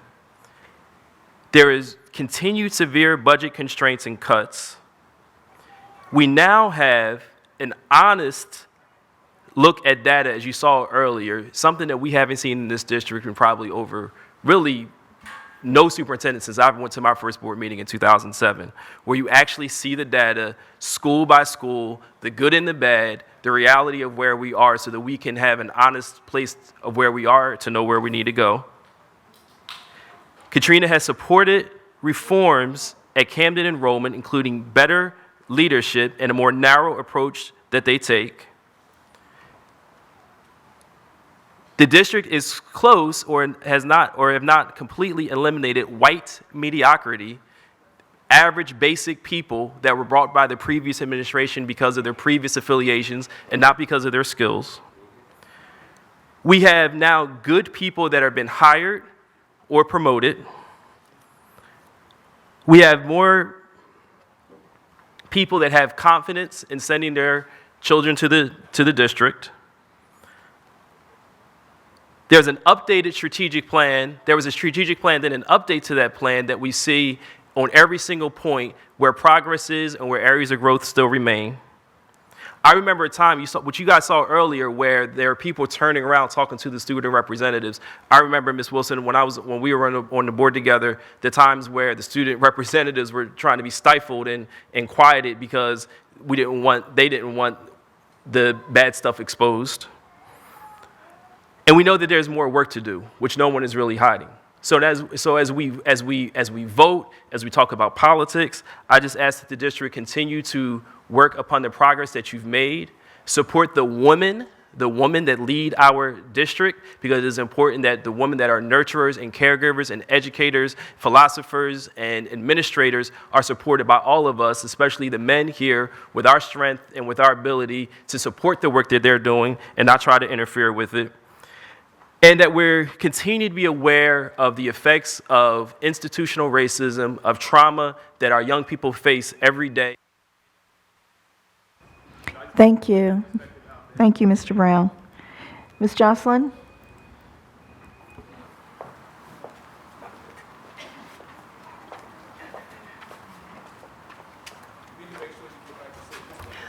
Sarah Jocelyn. I'd like to first be appreciative of the voice of the students. I thought that was an excellent opportunity to hear what was going on in the schools. I also appreciate, as was mentioned, the very detailed information about the performance of the testing that has been done and the plans going forward. I think that we do need to remember that the state ESSA plan requires that 80% of all students be proficient or highly proficient in 2030, and that 80% of all students in subgroups also be proficient. And that's something that we need to mark as our goal. And then there's the critical indicator of chronic absenteeism. And we really need to look at that as an ongoing basis, because that may be a significant root cause that's going on here and needs to be addressed. I want to say that I'm looking forward to seeing the school improvement plans as well. I'm looking forward to seeing that the parents are engaged in the decisions of what the federal funding is being used for. I do want to remind everyone that this month is Anti-Bullying Month. It's also Domestic Violence Awareness Month. And for that reason, I want to bring up the important issue of whole child, whole school, and whole community. This is the wrapping around of services for health, both physical, mental, and emotional for students in school. It's so critical for learning, for school students to have that safe feeling and to have their needs addressed. I look to the schools and the school administrators and the teachers, as well as the parents that are involved, to try to help get the services that their students need. I want to say that I appreciate the work that has gone on with this board. I'm looking forward to the addition of board members, and that you will all work together well as a team for the best of the students of the district, and especially that you will work for a complete count for Census 2020 to ensure that we get the appropriate funding that is available for schools and for the community, for the supports that are needed by our students and our families. Thank you. Thank you, Ms. Jocelyn. We're up to number 8, Kevin Barfield.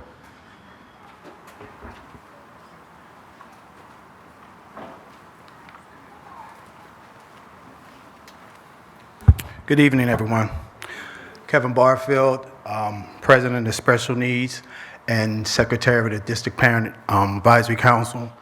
I have a couple questions. I know it's been a minute since I've been here to the meetings. I know that some things that was requested during last year in reference to the time allowed it for us to speak has not been addressed, Superintendent. I thought in good faith that you would consciously do what you said you was going to do to increase and allow us that. We stood up here, we attended an hour-and-a-half presentation of your report. We had no opportunity to ask questions, and then we have issues surrounding the superintendent's report, resolution, and it's unfair for us to have this small amount of time. Some things really need to be answered on the record and not questions or concerns being addressed. And that's what winds up happening is when you do everything at that last end, some important questions that need to be addressed, the public needs to hear, is never heard. So the other thing is really upset me because this wasn't what I really wanted to talk about, was the fact that you had a police officer here. I talked to the chief of police and I said to him that it's not right to have police officers intimidating a board meeting because anything that takes place at this meeting is not a civil violation. It may be a board violation, but if something happens where it becomes a civil violation, I can see you bringing the police in here. But to have a person stand in front of here intimidating people, and then what you're doing again is cutting us off, disrespecting our thoughts as parents and community. And so again, it's like, if you're doing this to parents in the community, what are you really doing to our children?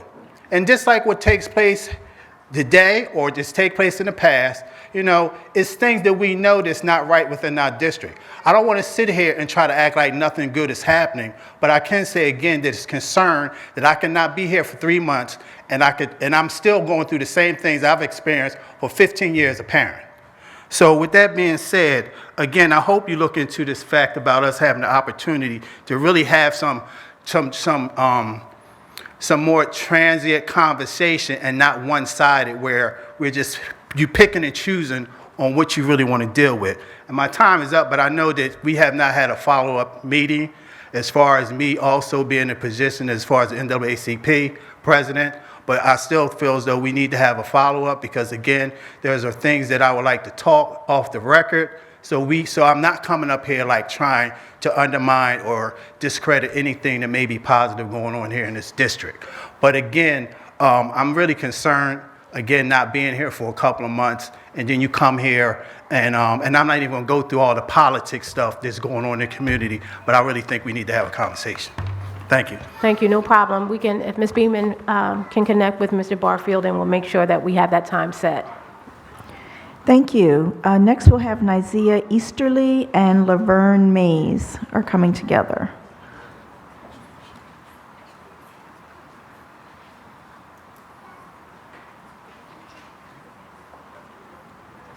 And after these ladies, it will be Ronsha Dickerson.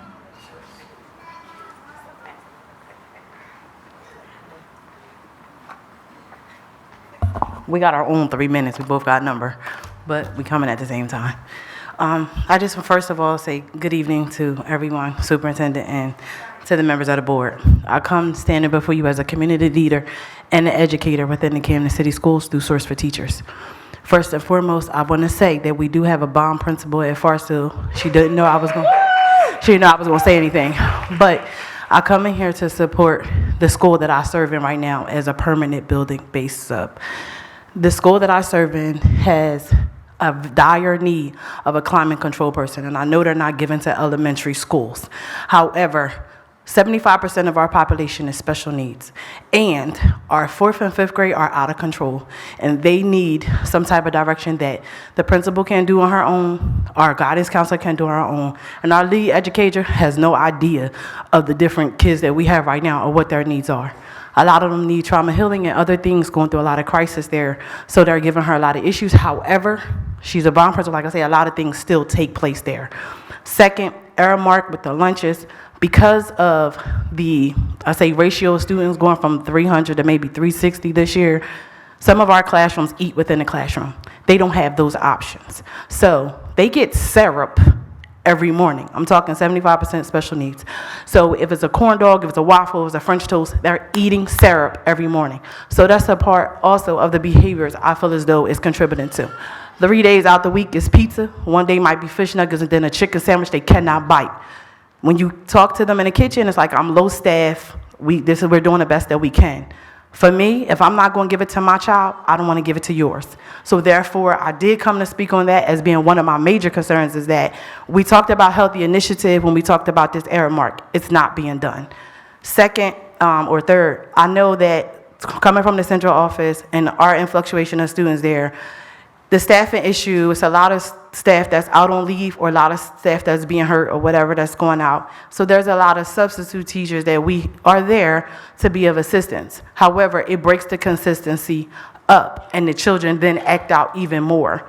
But if we're aiding them in not being able to control them, one, and then we're feeding them the word feed them, is really not helping the issue there.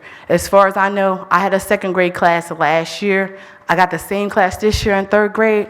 They couldn't read or write last year. I don't know how they made it to third grade, but they're there. And they're frustrated. That adds on to the behavior problems also. So some teachers are out, like the teacher class I had last year. This year they came in, this new teacher was out again.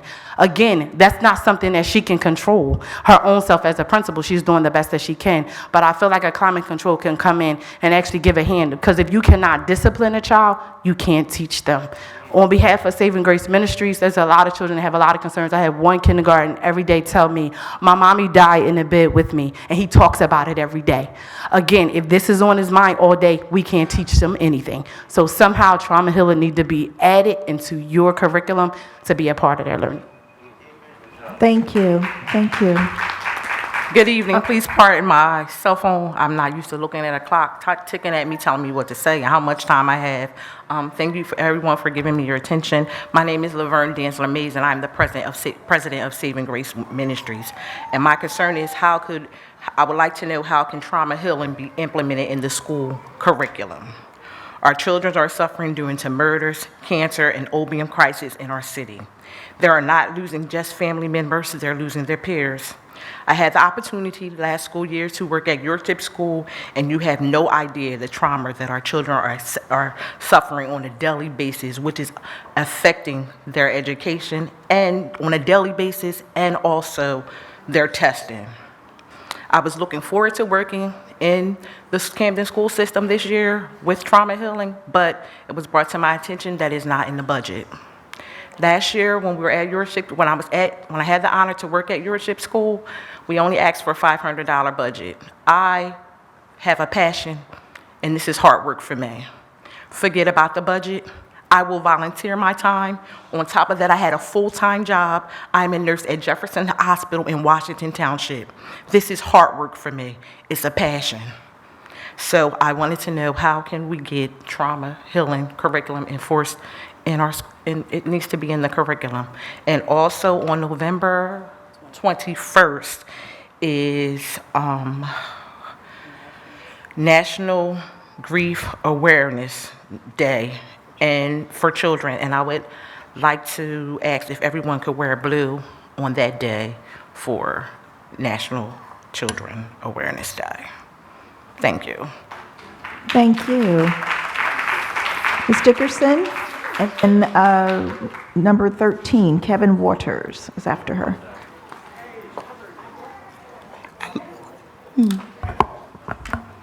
Good evening, everyone. Rhonda Dickerson. So I was sitting here doing the math, and I think I have been a parent of this district for 22 years. Yeah, and I've seen some changes. So I had a hard time, just the experience for myself, of picking a proper school for my children this school year because I could not find the proper engine to really teach. Just, there's no school that really has it all. And that could be like pie in the sky for me, but that really concerns me because I'm looking for the 6th to 8th grade engine to really feed our children a proper thing, but that's not what I came to talk about. I had a question that needed to be answered later. The students at Camden High School, where are they physically taking gym at? That's what I want to know. Since the gym is messed up, where are they physically taking gym at? Number one, I want to thank Big Picture Learning Academy, the team, for inviting one of the exonerated 5 heroes, Corey Wise, to meet the community and their students. I'm going to ask the district to sponsor a watch party or a movie night with a talkback session on the movie when they see us. I think that's critical for our students to see that. Many children haven't seen it, don't know about it. So let's think about doing a watch party or movie night that's sponsored by the district, and we can talk about that. I also want to shout out to Forest Hill and the CEA for doing the breast cancer awareness luncheon. It was amazing and epic, and just shout out to that school. Culture, development, education. I'm asking the district to get The Black Candle by Malefi Asante Jr. to be shared as a tool to use during the Kwanzaa celebration. I think students should know about Kwanzaa, pre-Kwanzaa, share it as a tool, let the students know about it. The Black Candle is an amazing documentary of what Kwanzaa is. This is culturally relevant information. You should get it because our students shouldn't struggle on what Kwanzaa is. Where's the pipeline at for black teachers? I've been asking it for a year. I'm going to keep asking it. I'm going to ask for the pipeline for black nurses. I'm going to keep asking that question. There's a light out on Ferry Avenue, right where Cream School is. It's been flashing red and yellow for the past three weeks, and students cross that section. Someone needs to get that fixed because one of our babies are going to be in heck of trouble. Curse words, yeah.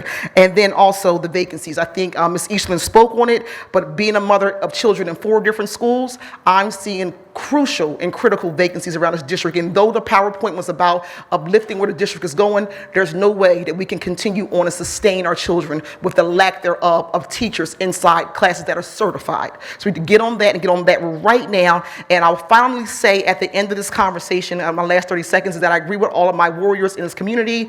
We are not pushing democracy in the city. We have to do better. Shame on the mailer, shame on the nonsense, shame on us not having say and having a person who represents mastery on our school board. It's important for us to talk about these things open because it gives a bad look for transparency. I'm not for it. Y'all know I'm sincere about this work, and we need to be included. Stop teaming us against them. It's a we. That's it. Thank you. Kevin Waters, and then Janelle McRae. Good evening, everyone. It's been a while since I've been here as well. In listening to everything that has been said, I usually try not to have too much of an agenda when I come up, sort of try to speak from the heart. That's what I'm going to do tonight. Woodrow Wilson needs a library. Period. Rahanifer tried to give me some nonsense about, well, the principal decided this, the principal decides that. I'm just saying, as school board, that you would come up, you've been to our library, it's a nice library, but it's not manned by a library technician. And the media specialist should be in there. Why shouldn't we have one as well? You can't have a fully informed education system without teachers. I've been seeing the same substitutes at Woodrow Wilson that I've seen for the last probably 6-7 years. That's ridiculous. And it bespeaks of an urgency of a lack thereof for the school district to make sure that we are adequately staffed with educational professionals is what I call them. So really, the numbers also that were espoused earlier on, they're misnomers. I understand all the politics about that. However, guess what? When this year ends and there's a graduation, Woodrow Wilson, Camden High will be graduating students going to college. Those numbers mean nothing. If you don't understand, and you didn't mention it, Superintendent McCombs, that's how you should be called, or Miss McCombs. You referenced that there are more variables underneath the numbers. And what needs to really be brought out is that those numbers underneath, those variables underneath the numbers, that should be the narrative. Because that's how we were inundated with a mastery. And I agree. I love Troy. He shouldn't be up there. He shouldn't be up there because he's not part of the district.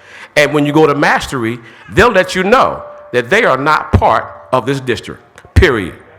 And if anybody, you all know what I'm talking about, the charter network is not part of the district, but they still federal funds. I'm not saying anything that you all don't already know. We're all adults here. So all I'm saying to you is that if you're going to be transparent, be consistent. Thank you. Janelle McRae, and then Brian Morton.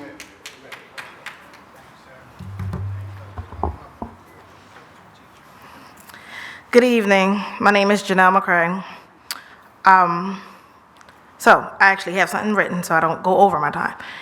Superintendent McCombs, you stated in your presentation that our kids can do it when you was disseminating the data earlier. But that doesn't reflect in the fact that research development and paper submission is no longer a part of the updated and approved high school English curriculum. This is disturbing due to the fact that post-secondary options require some form of research in the English department as well as the major studies. Additionally, acquiring higher level of learning require this skill set as well. Sending our students out to schools ill-equipped is a disservice to their success. Rigor is a word that is used throughout this district and is overused, and most of the time is under-executed. As you stated, our children can do it. So if that is the case, why do you choose to limit their potential and their success? Other neighboring districts continue to allow their students to have this opportunity, so why are we denying our own students? Additionally, responding that you do not know because you are new to a leadership position is completely unacceptable. It is important that those leading in our schools are truly equipped to lead, and they leave the excuses by the sidelines. The quote goes, "Excuses are tools of the incompetent. Those who specialize in them rarely achieve anything." That is totally disrespectful to the community who expects that the hiring of qualified personnel is part of your goal. For an educational leader to say that they do not know because they are new and to continue to tote that statement to their staff in their building is completely disrespectful. And lastly, in regards to the student who stated that students are unable to get materials for their academic success due to the lack of output availability, and the fact that no one on the board addressed this and trying to understand or gain further understanding from that student is truly disrespectful. You asked about the lunch, but you didn't ask about being able to build that student's success. My questions to you is, what are you really doing? Brian Morton, and then Adia Ingram. Good evening, Board, Superintendent. My name is Brian Morton, live at 113 State Street, Camden, New Jersey. And I guess my first comments to the lawyer, if the rules are the rules, can you hold us all accountable? If people understand that the rules are just something made up and can change based upon who's here and whether or not you feel as if you want to do your job, people will lose faith in this body. People will lose faith in whether or not they should attend and express themselves in this forum. So the rules are the rules.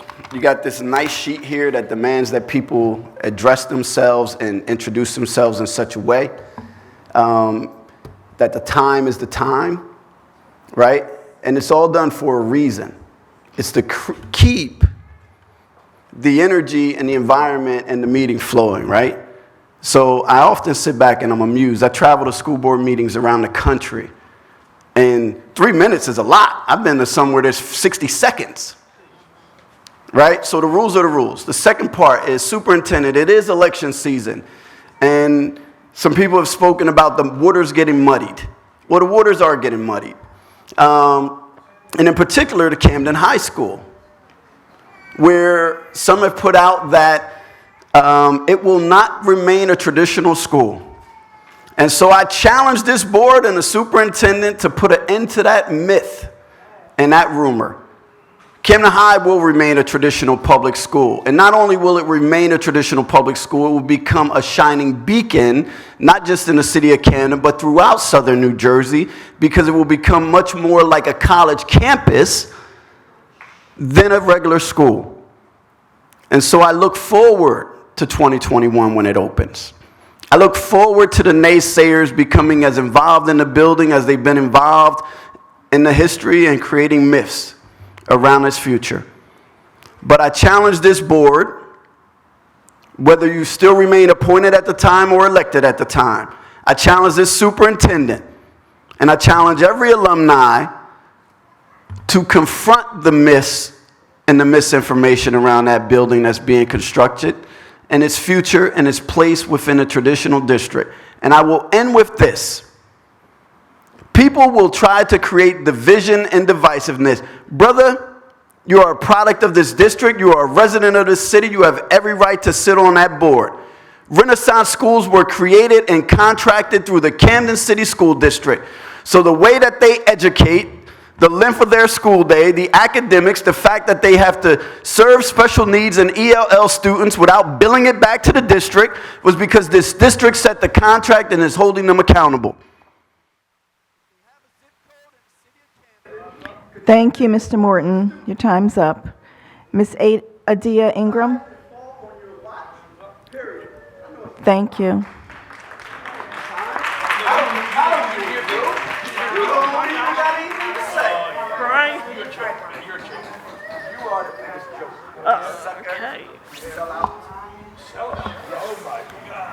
Ms. Ingram, please.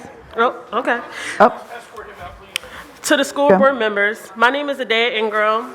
I am a parent advocate leader at Parents for Great Camden Schools. I have a 5-year-old daughter who attends Leap Academy Charter School.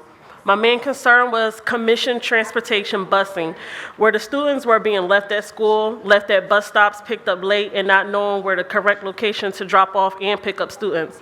This concern was not only with Leap Academy, but with other schools such as Mastery, KIPP, and Camden Prep.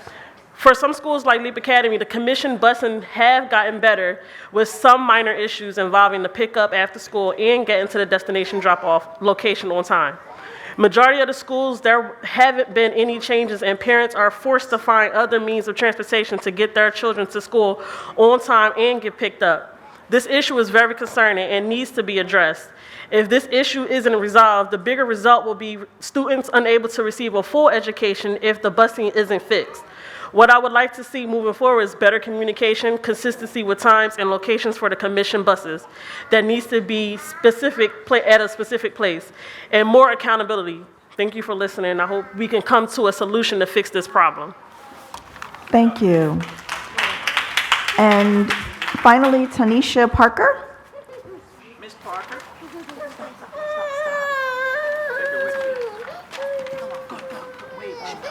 Give us a second while we fix the clock, please.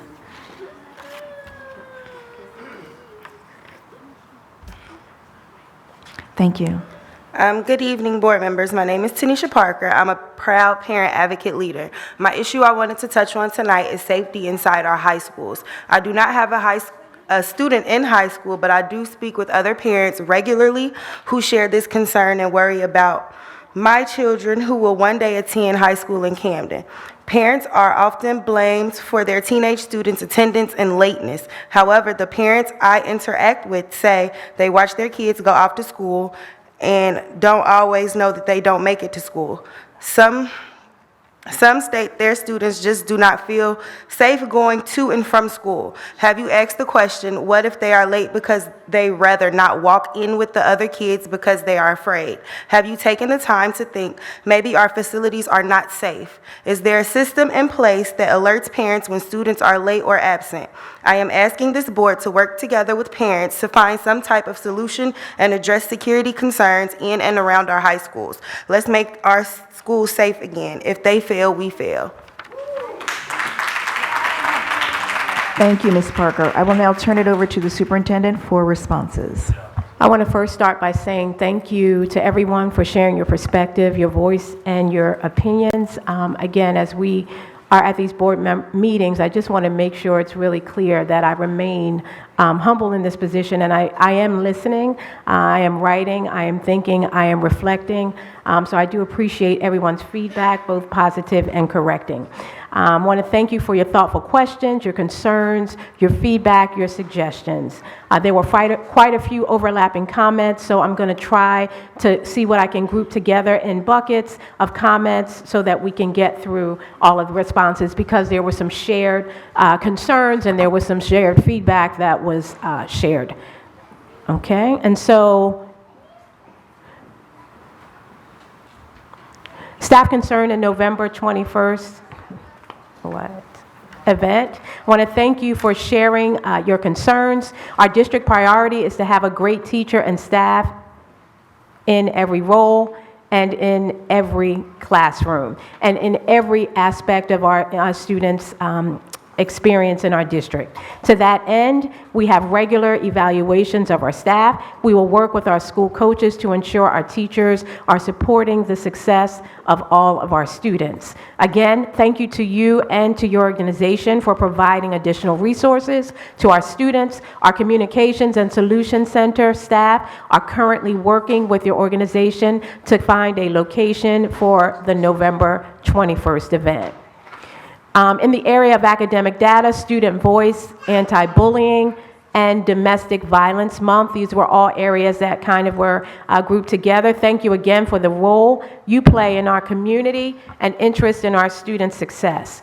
Accelerating student achievement is a priority now and always. As such, we will continue to look at resources, interventions to help close the achievement gap. In regards to anti-bullying and Domestic Violence Month, our district is working with the police department to conduct educational sessions on cyberbullying, sexting, and texting with students and the staff. The first session took place at Brim Medical Arts. These sessions will be conducted at all of our schools.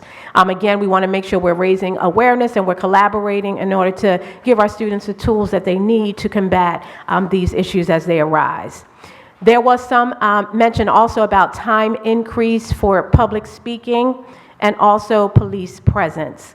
Again, I'm going to pause for a second here and say that there were some comments made that I may not have been quite honest in sharing in conversations prior to this about changing the amount of time that would be provided. There are many, many decisions, and I'll say this now, and I'll say this, I'm sure I'll have to say it again, that I have to make sure there is a ramp up to and there is timeliness in the decision-making process, and that also we are prepared to move forward and operationalize. So there are many concerns, many meetings that I have. I try to be as open and listen and be as open-minded as possible. However, in executing on certain aspects, I have to, because I am the leader of this district, and I have to make sure that every decision that I act and move upon, that it is in a timely manner after considering all of the pros and cons in different areas. So there are many, many things that I would like to change right away. And there are probably times when I may have overpromised and underdelivered, because I want to make sure that there is harmony and there is unity. So there is room and opportunity for more conversations about issues like time, about issues like it's the time. That's what I'm talking about right now. But I just want to make sure I'm being real clear, because I don't want to come across as being dishonest. I'm not trying to be defensive either, but I think it's really important for me to share with you that for me, making any decision is not just about me making the decision and me executing on the decision without ensuring that there is a path forward, that we can manage it, and that the time is right to do it. And so I will say that, and then I want to share this as well. You have raised many concerns about increasing public speaking time. Public board meetings are meetings with and for the board. We include the speaking portion because we do value the voice of our stakeholders. I do value the voice of each and every stakeholder, from our student to anyone else who is in this room in any capacity that you are in. To this end, I will in fact take back to my team, again, as I shared before, the request to increase the time to ensure that doing so will not impact the flow and timing of the meetings too much. And so I want to just make sure I'm really clear there. Police presence has been and is provided at all of our public functions as a matter of safety. If anyone feels offended by the presence of our police officers who we work in collaboration with, it is certainly not the intention to offend, but the safety of all persons attending our public meetings is absolutely paramount, and it is absolutely important. We heard quite a bit of feedback regarding school nutrition. We are aware of these challenges that were brought up tonight, and we are actively working with Aramark, as we have been, to continuously improve the quality of our food and also the variety of the choices and the nutritional value of the choices that are being shared. And so we will be sure to have a more thorough update on our food services progress at the next board meeting, similar to the update that we provided at the September board meeting. Camden High, as for the gym floor at the current Camden High School, water infiltration is the original cause for the buckling of the floor in the Hatch building where our Camden High School students are residing until their new school is built. The SDA will be repairing the roof over the gym, but the timeline has not yet been determined. So we are working with SDA on that timeline, but they have committed to make that repair. Unfortunately, the floor cannot be permanently repaired until the roof work is complete, or else there would be leaking and it would just cause the same issue to occur again. However, facilities will look closer at the issue in the interim and see if there are any temporary improvements that can be made. We are definitely excited about the progress the SDA alongside our team is making in getting Camden High School ready for fall 2021. The anticipation of having our students enter into a building that is new and innovative is very important, I know, to all of us. So I am, and we are, heartbroken when we know that our students are learning in buildings that are not ideal for them. Our vision statement is that our students will feel prepared, that they will feel valued and equipped, and that they will feel challenged every day. So one way of showing value is by the facilities that we house our students in. We know and we agree that our students deserve the best. We continue to advocate for funding to ensure that we're able to provide our students with the very best. The newly constructed Camden High School will be a traditional public school. As I have said before, I will keep saying that we have a hashtag, trust the process, that we continue to provide updates on our district website on what's happening, and again, want to underscore that that is exactly what the plan is, to restore Camden High School to its glory and its service to our traditional public school students. There were some comments regarding standing up for righteousness, coming up, the upcoming election, not bringing division in our community. And so all of the comments that were shared tonight, I sincerely appreciate them. The questions and concerns posed today about who's running for board seats, who the community should be voting for, and what each person running stands for. From the school district perspective, we cannot advocate and/or condemn any one party and any one side, as you are very much aware.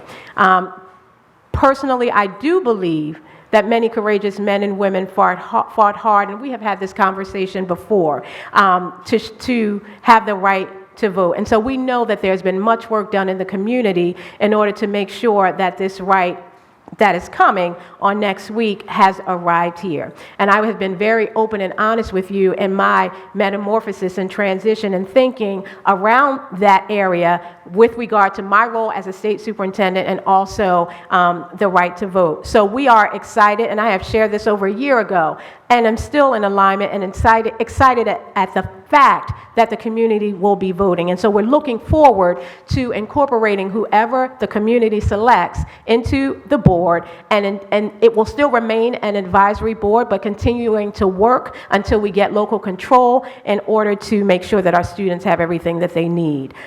So whatever the outcome, I can speak for myself, I can speak for my staff, and I'm sure I can speak for all advisory board members to ensure we're moving the district forward to address our priorities. That is the most important thing. Our students deserve to know that we are united in our efforts, and any force that may not seem like we're on the same page, that's fine. We're going to push each other. We're going to continue to make sure that, if there's an idea that needs to be improved upon, if we need to move more swiftly in areas, as were mentioned tonight, that we will be able to do just that. But we want to make sure we're doing it in the spirit of unity.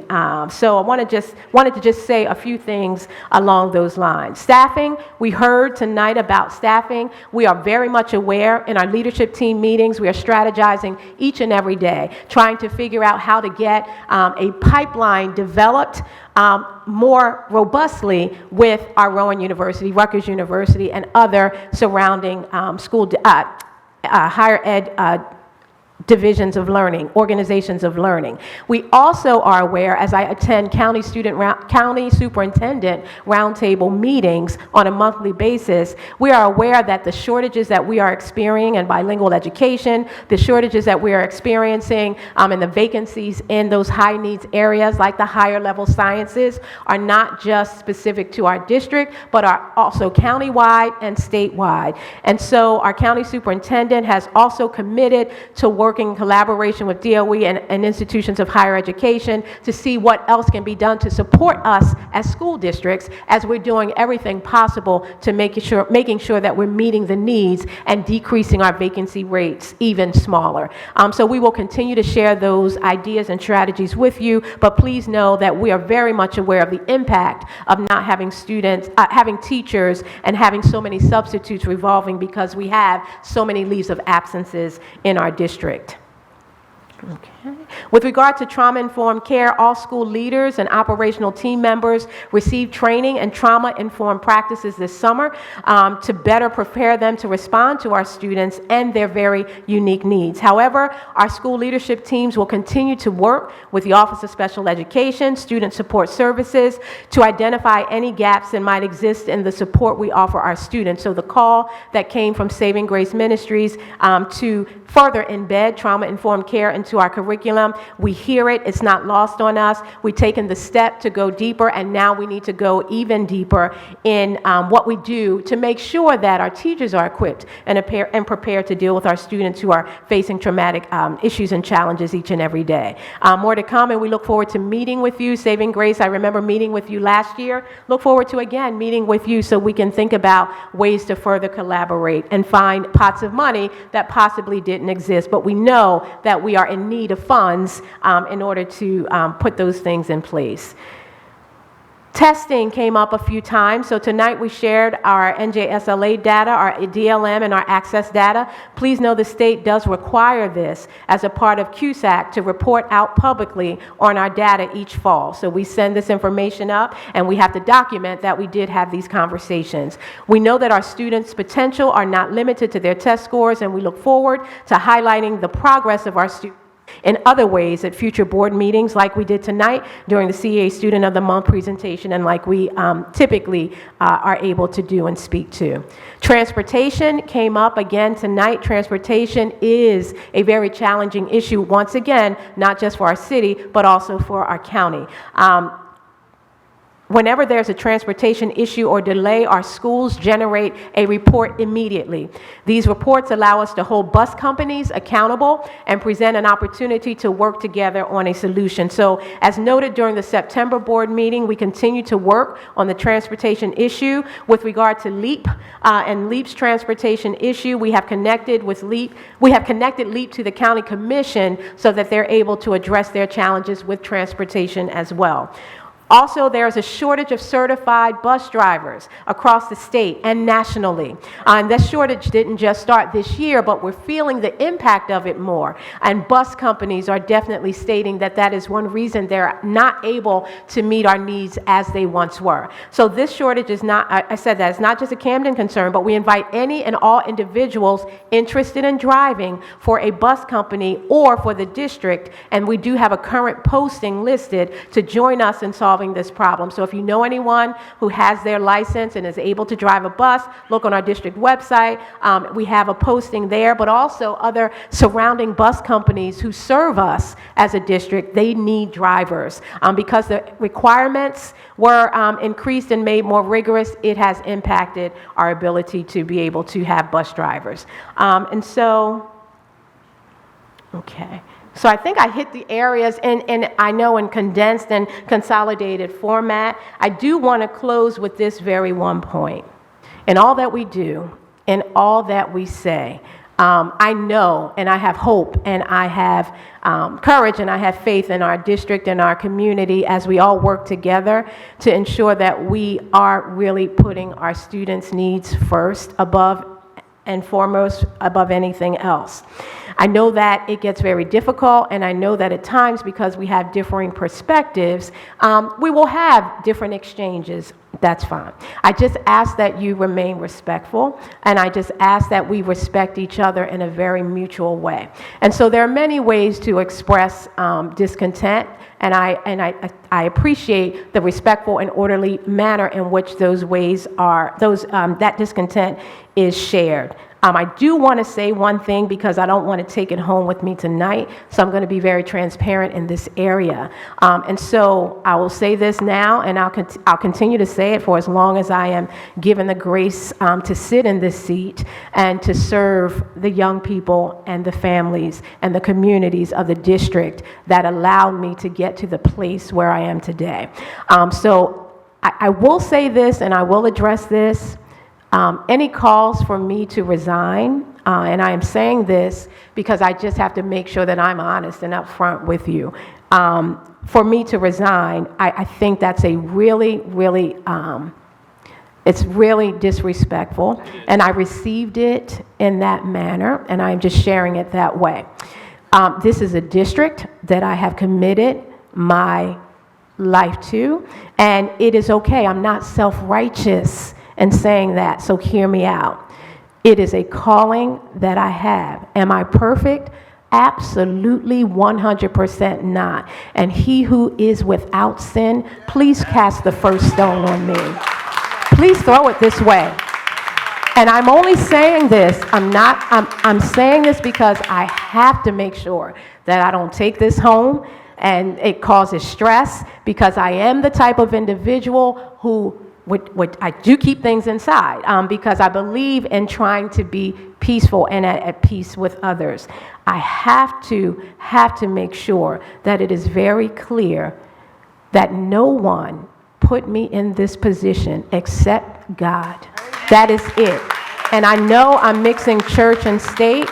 I can only be who I am. I don't look down on the atheist. I don't look down on those who believe in different religions. I don't do that because I am not in charge of this universe. But what I can say is that when I started teaching back in 1991, at Mickle School, the same school that my mother went to, the same school that my uncle went to, the same school that my aunt went to, right down the street from where I grew up. Started teaching kindergarten there. I had never in a million years dreamed that God's grace would allow me to sit in this seat. If I have offended anyone, I apologize. If I have overpromised and underdelivered, I apologize. Please know that we are doing our level best. And my reason for sharing that is not because I feel victimized, because I have been through much and I am a conqueror and I am not a victim. However,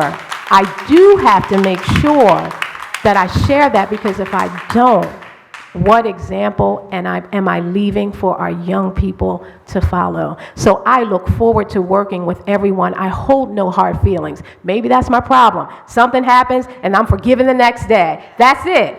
But I just have to make sure that it's very clear when certain darts are thrown. Just know that I am developing a shield of armor, but some things are a low blow and should never have to have a discussion like that this way. We can have it face to face over lunch or over dinner, but not here. So I want to just say that because we are on our way, we are on the rise. And I'm talking right now about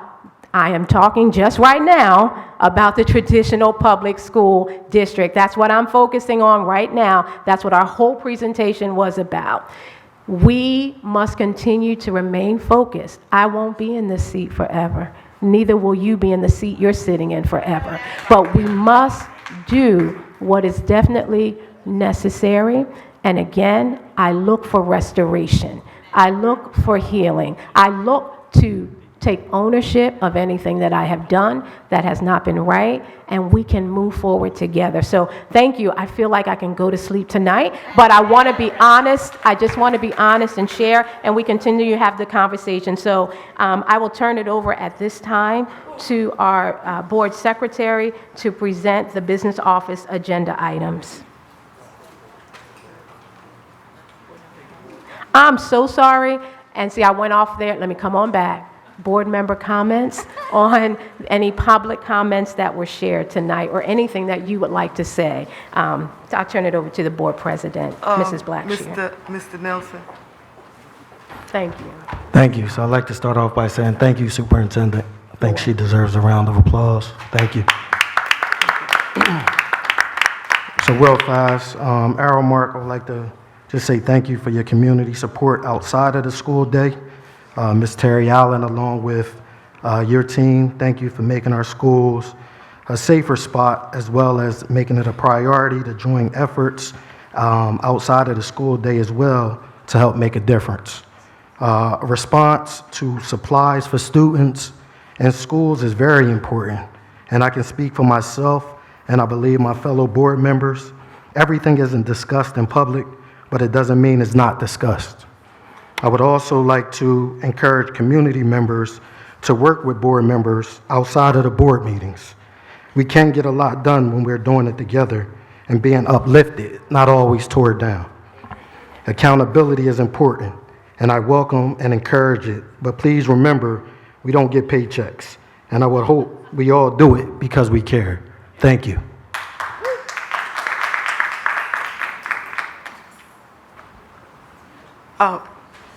Okay. Mr. Muhammad. Yes, ma'am. Thank you, Superintendent. And I'm urging to say you should have dropped the mic. That's the only thing you didn't do, Superintendent, is drop the mic. But so our young people can understand. But however, I just want to first of all thank you, Superintendent, and the school district for that fabulous show that the school district gave at the BB&T Center.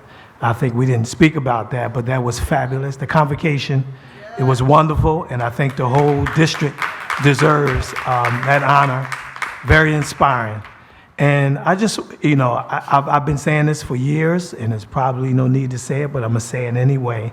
As we talk about uniting the schools and the school districts and the thought and the ideas, is that I can't wait for one day that we all are on one accord of what is the difference between a public school and a private school. Just because we don't govern per se, I said we the board, but however the superintendent has great powers, but just because we don't govern certain school districts in the city of Camden, we are very concerned.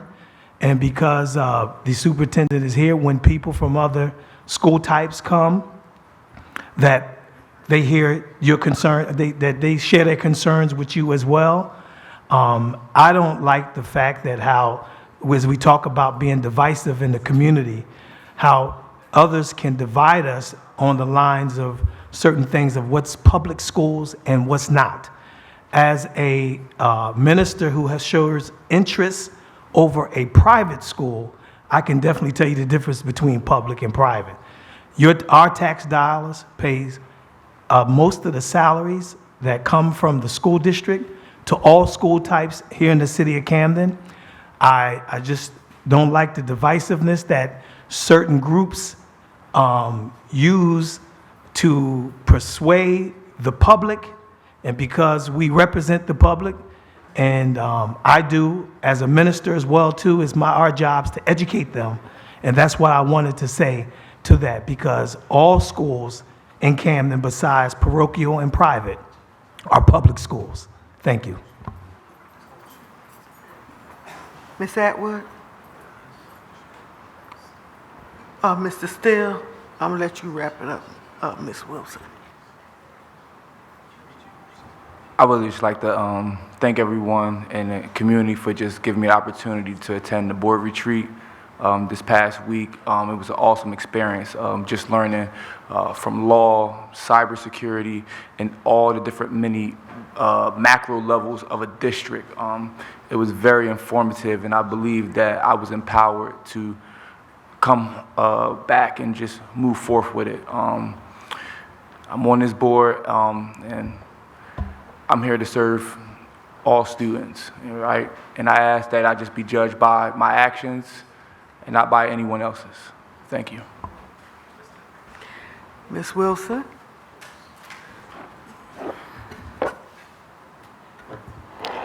I can go back to the time of vouchers, and many of us that sat in this auditorium this evening, we fought together to try to stop vouchers from coming through. About 5 years, we were able to do that. But the reality is, choice came forward. And when you stop and you look at the situation, the parents and the children are who are responsible to give what they need. And when the parents say, we want choice, then we give them the choice. And I'll say, no weapon formed against us shall prosper, and all those that rise up against us shall fall. You need to understand, you don't get to see and hear everything, but it has to be some trust with the people that sit in the positions that some have been appointed, some have been elected. I thank God for the opportunity that November 5th, there will be an election, which I stood for. And with that, I believe that when the team comes together, whoever they may be, I don't have anything on any of them. The reality is I've said, thank you for coming forward to want to be able to be a part of this. I just think that, like I said to the mayor, whoever is appointed, whoever is elected, when the people come to this table, come to work together on behalf of our families and our children, because if not, they're going to be turned away in a way that they won't like it. Because the bottom line is this, the children and the parents is our responsibility, which means the superintendent has opened up the doors tonight and said to you that she will be hosting people from the community, families. She wants us to come together. And that doesn't just mean public schools, that's all the schools, because she's the only superintendent in the city of Camden. So what we need to do is come together to work on a strategic plan that she is asking us to do, and we can then take back what we need. We might get the election on November the 5th, and people put back in place getting sworn in January. But if we're not coming together on one accord, the reason that we're coming to the table, then we're once again failing not only the superintendent, but our parents and our children. They're our future. And I can say, as far as Mr. Still came in because he was appointed to fulfill a position, not by the superintendent, but by the mayor. But I can say to you that the reality is that he is displaying what a good board member should be. He's going to classes. He's doing everything that a board member should do who wants to be able to come back and help turn things around. So I don't know who's going to be the three that comes on, but truly, unless your heart is set in it, please don't come and try to be a part of it. Because God, you will get struck down, trust me. Because what we want is the best, not only for our teachers, our parents, all of our staff. This is who we are. This is who we have been.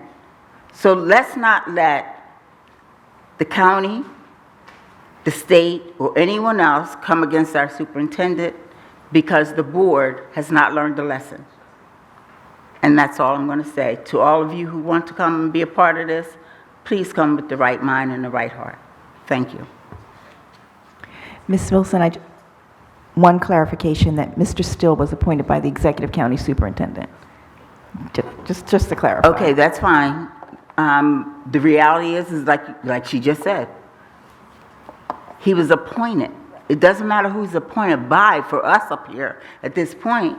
The point is, I haven't heard him say anything negative about anybody or anything since he's been a part of this group. So I just want to say to you, once again, to those of you who are in the public, when you come forward, please come correct, because the eyes are still on us, and if we cannot uphold who we are, how can we uphold the superintendent and the families in this community? I'd like to turn it back over to the superintendent. Thank you, Mrs. Blackshear. At this time, I'll turn this portion of the meeting over to the board secretary to present the business office agenda items. I'd like to present for approval the board agenda items, the bill list, and the resolution.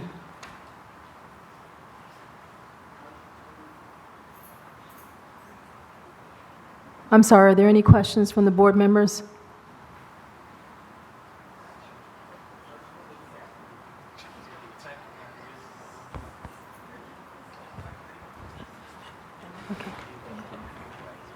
You're finished? Okay, so thank you very much. In accordance with the powers, let me slow down. In accordance with the powers vested in the State District Superintendent under Title 18A, I hereby approve today's superintendent's agenda items and business office agenda items. At this time, I call for a motion to adjourn. Second.